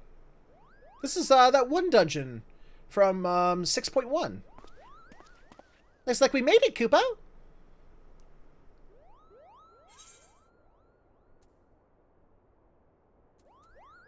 The Grand Cosmos? How?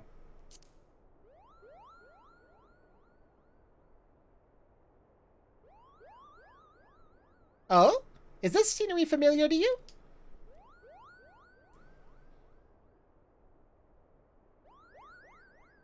You've been to such a place in another world? The mere thought of it boggles my mind, Kupo. As I recall, Jean-Catholique saw this opulent palace in a dream and was inspired to recreate it on canvas. Perhaps his arcane affinity allowed him to visit worlds beyond our own in his sleep. Or perhaps someone from that world sent him the vision, Kupo. Wow, I tripped up on that hard. Regardless, we are undoubtedly within the painting. Bururu must be here somewhere. Let's go, Warren.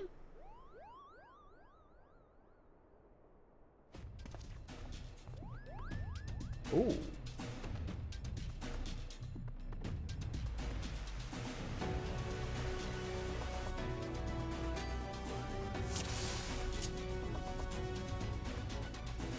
So many paintings, Kupo. I have a bad feeling about this.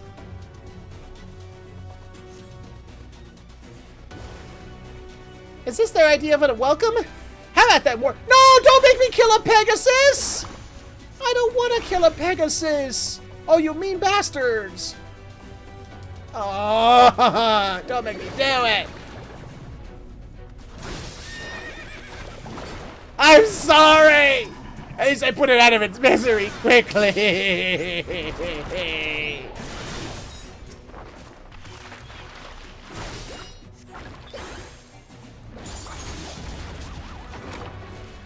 I didn't want to do it! Guys, they made me hurt a horsey!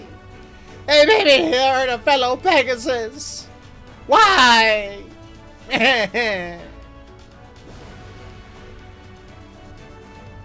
Jesus!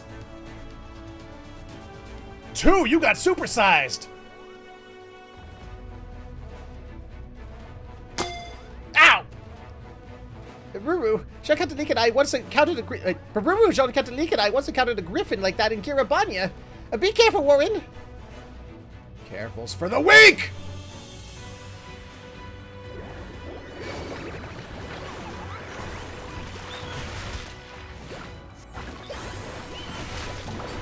Oh crap!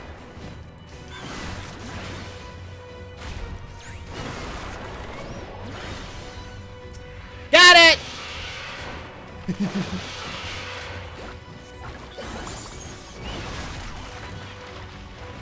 Wait, did I do... Oh, I did the wrong thing. I meant to do... Oh, that's still... Crap, I'm trying to remember. It's been a while since I played. I'm trying to remember how to...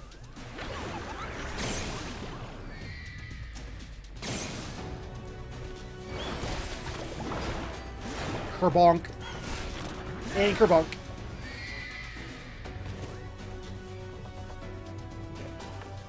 Oh, that's right. I don't have a lot of my level 100 skills. I gotta remember that. That's why I was getting confused.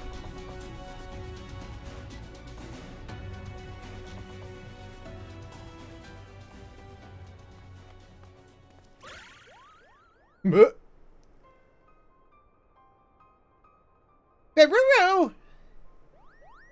It's me, Kupopo. I've come for you. She's Eevee. You've come for me? No one would do that. No one. Master Jean-Catalique is gone because of me. Because I was too late. You mustn't say that, Ruru. You're not to blame. Even Kupopo has abandoned me. My only friend. That isn't true! I'll always be your friend, no matter what! Please, Maruru! Please come back to me!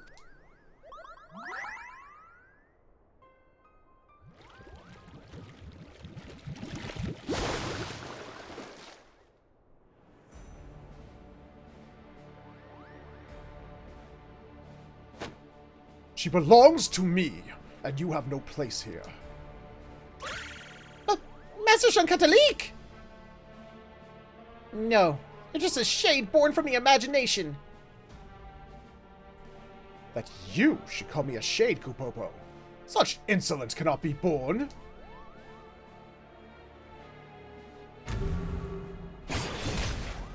Ah!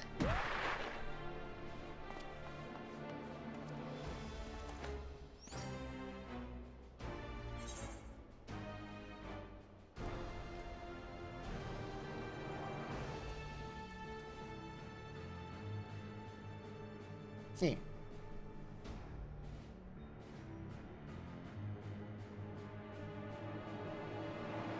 A Pictomancer. What a possession of my soul crystal, no less. An imitation. You are no match for the master you aspire to be. Although I do want that outfit.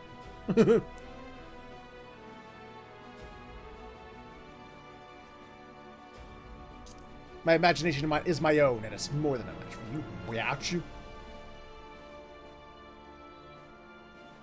Bold words. But you will soon be made to know the true power of this, this battle state. I mean, Pictomancy.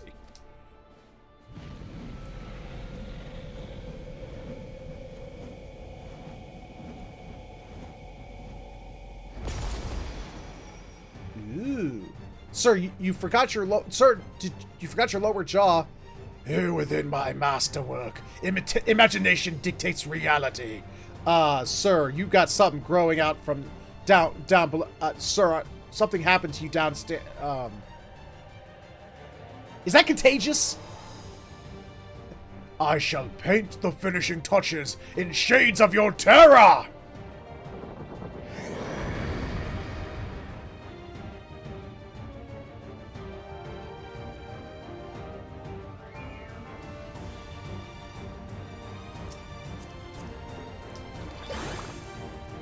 And a boop!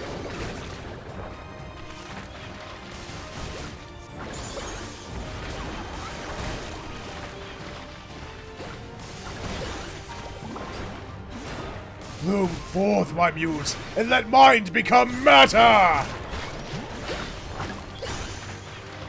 Flower.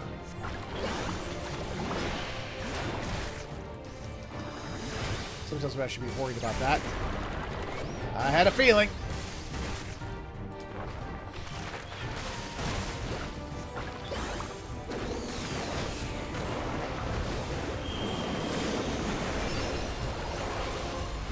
Oh, shit. One more. Yep.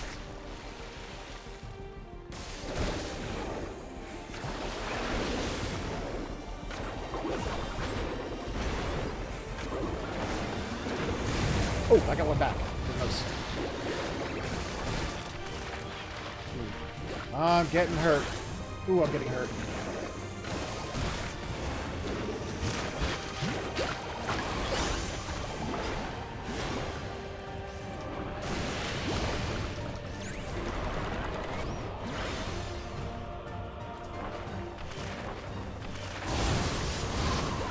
Whoa!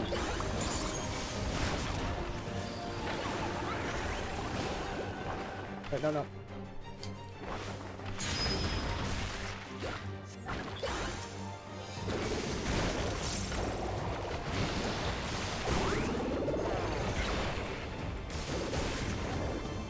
I'm gonna eat your face. I'm gonna eat your face. I'm gonna eat... You know what we should have done? We should have brought in some turpentine with us. Oh, hello. What are you gonna do? Okay. There we go. Eat it. Eat it! Eat it! Yay! I done did it!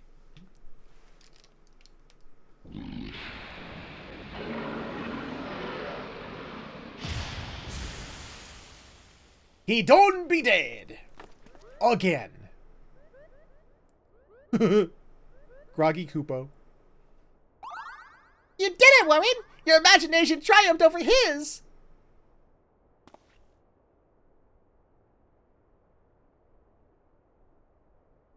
Baruru! Wake up, Baruru!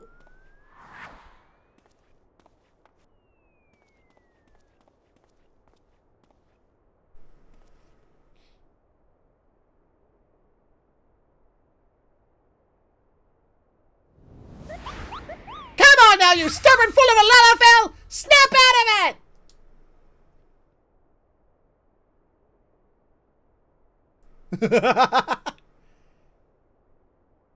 Koopopo? What are you doing here? We came to bring you back, Koopo. We've been looking all over for you.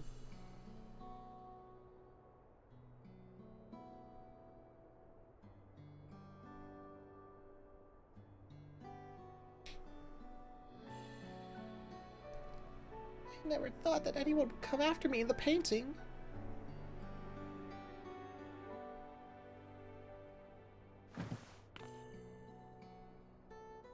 Warren, was it?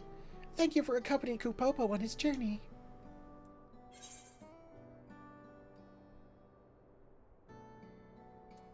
Why did you enter this painting?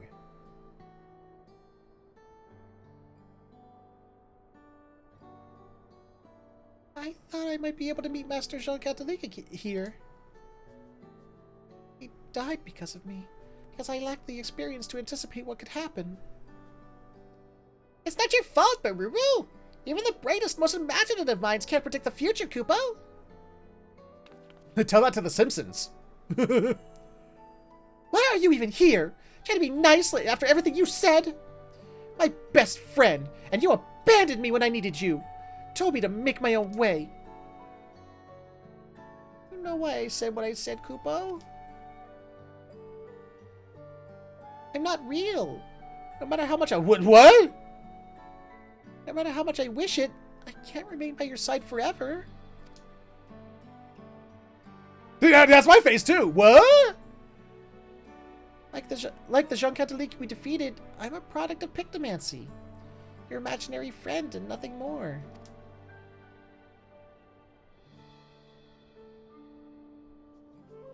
It isn't uncommon for children to have imaginary friends. They create us in their minds and help cope with it. They create us in their minds to help cope with their struggles. But children grow up, and when they do, we disappear, Koopo. You don't have to disappear, though. I painted you into being, my very first creation. Just like I painted Master Jean Catholic, so I could fix my mistake, and so I wouldn't be alone. Oh, this got really sad. Like, I was expecting sad, but this got really sad. Pictomancers can do wonderful things. By bringing our imaginations to life, we bring hope to those in need, Kupo. This Warren learned through his journey. So did you, Baruru. But no matter how harsh reality may be, a Pictomancer isn't meant to paint it over it, Kupo. Rather than escape reality, we're meant to give people the courage to face it. But how can I when I... But how can I when those who matter most to me are gone?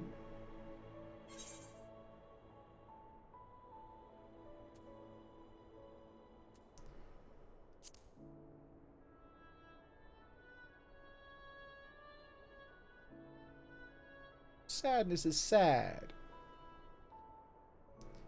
Carry on as a Pictomancer for Master Jean-Catelique and Kupopo. Perhaps I can find the strength to stand on my own by holding them in my heart.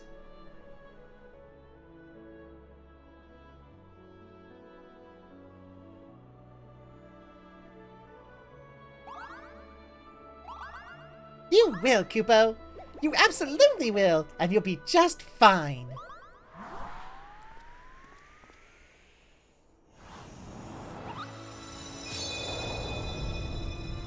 Safe in that knowledge, I can now take my leave, Kupo. Oh, no! I liked it! Farewell, Warren. It was a joy to journey with you. Farewell, Baruru. You're my dearest friend, and you always will be. Oh, I am the sad Pegasus now. Squirrel! Anyway.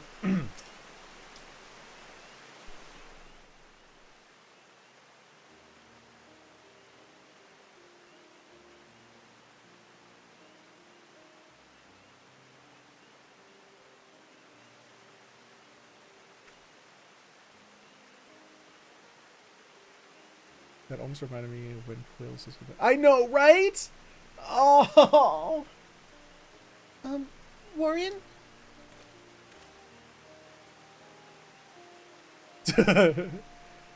I'm sorry for all the trouble I've caused. Thank you for helping Kupopo find me and save me.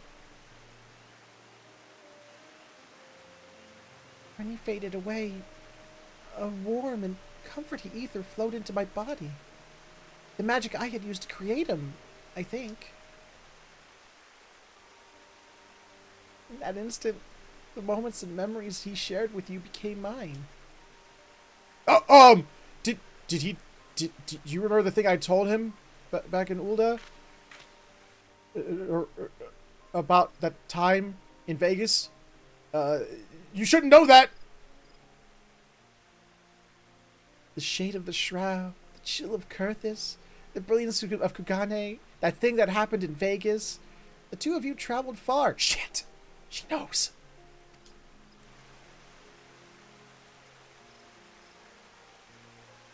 I felt Kupopo's desperation as he searched for me. His yearning for our days on the road with Master Jean-Catelique. And his happiness at having found a friend in you. What of you, Warren? How did you find the journey?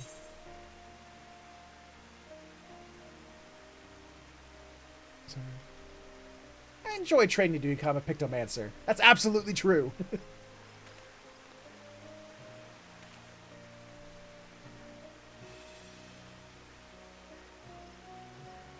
I'm glad to hear that. I felt the very same way when I was learning the art under Master Jean-Catelique. I saw my first Moogle here, you know. The way it danced through the air, so full of life and joy. What child wouldn't have wanted a friend like that? I could create him again. Recall the feeling and the image and paint him anew. But I won't. Because, as the two of you taught me, parting isn't the end.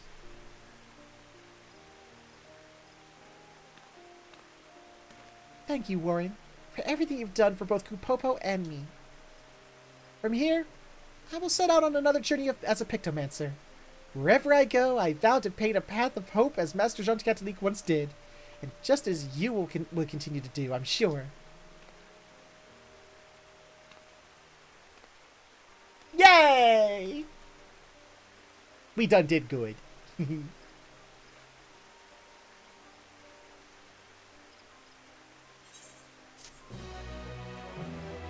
Oh.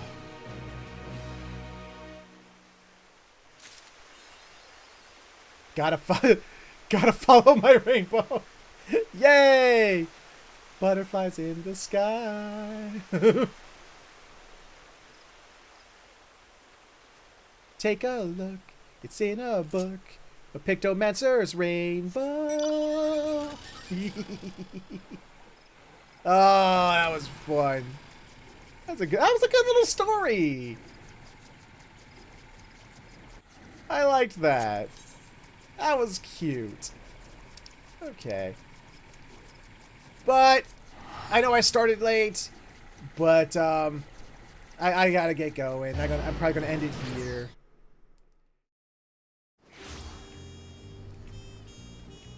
I really do like the Pictomancer though. Pictomancer is such a fun job to play in this game.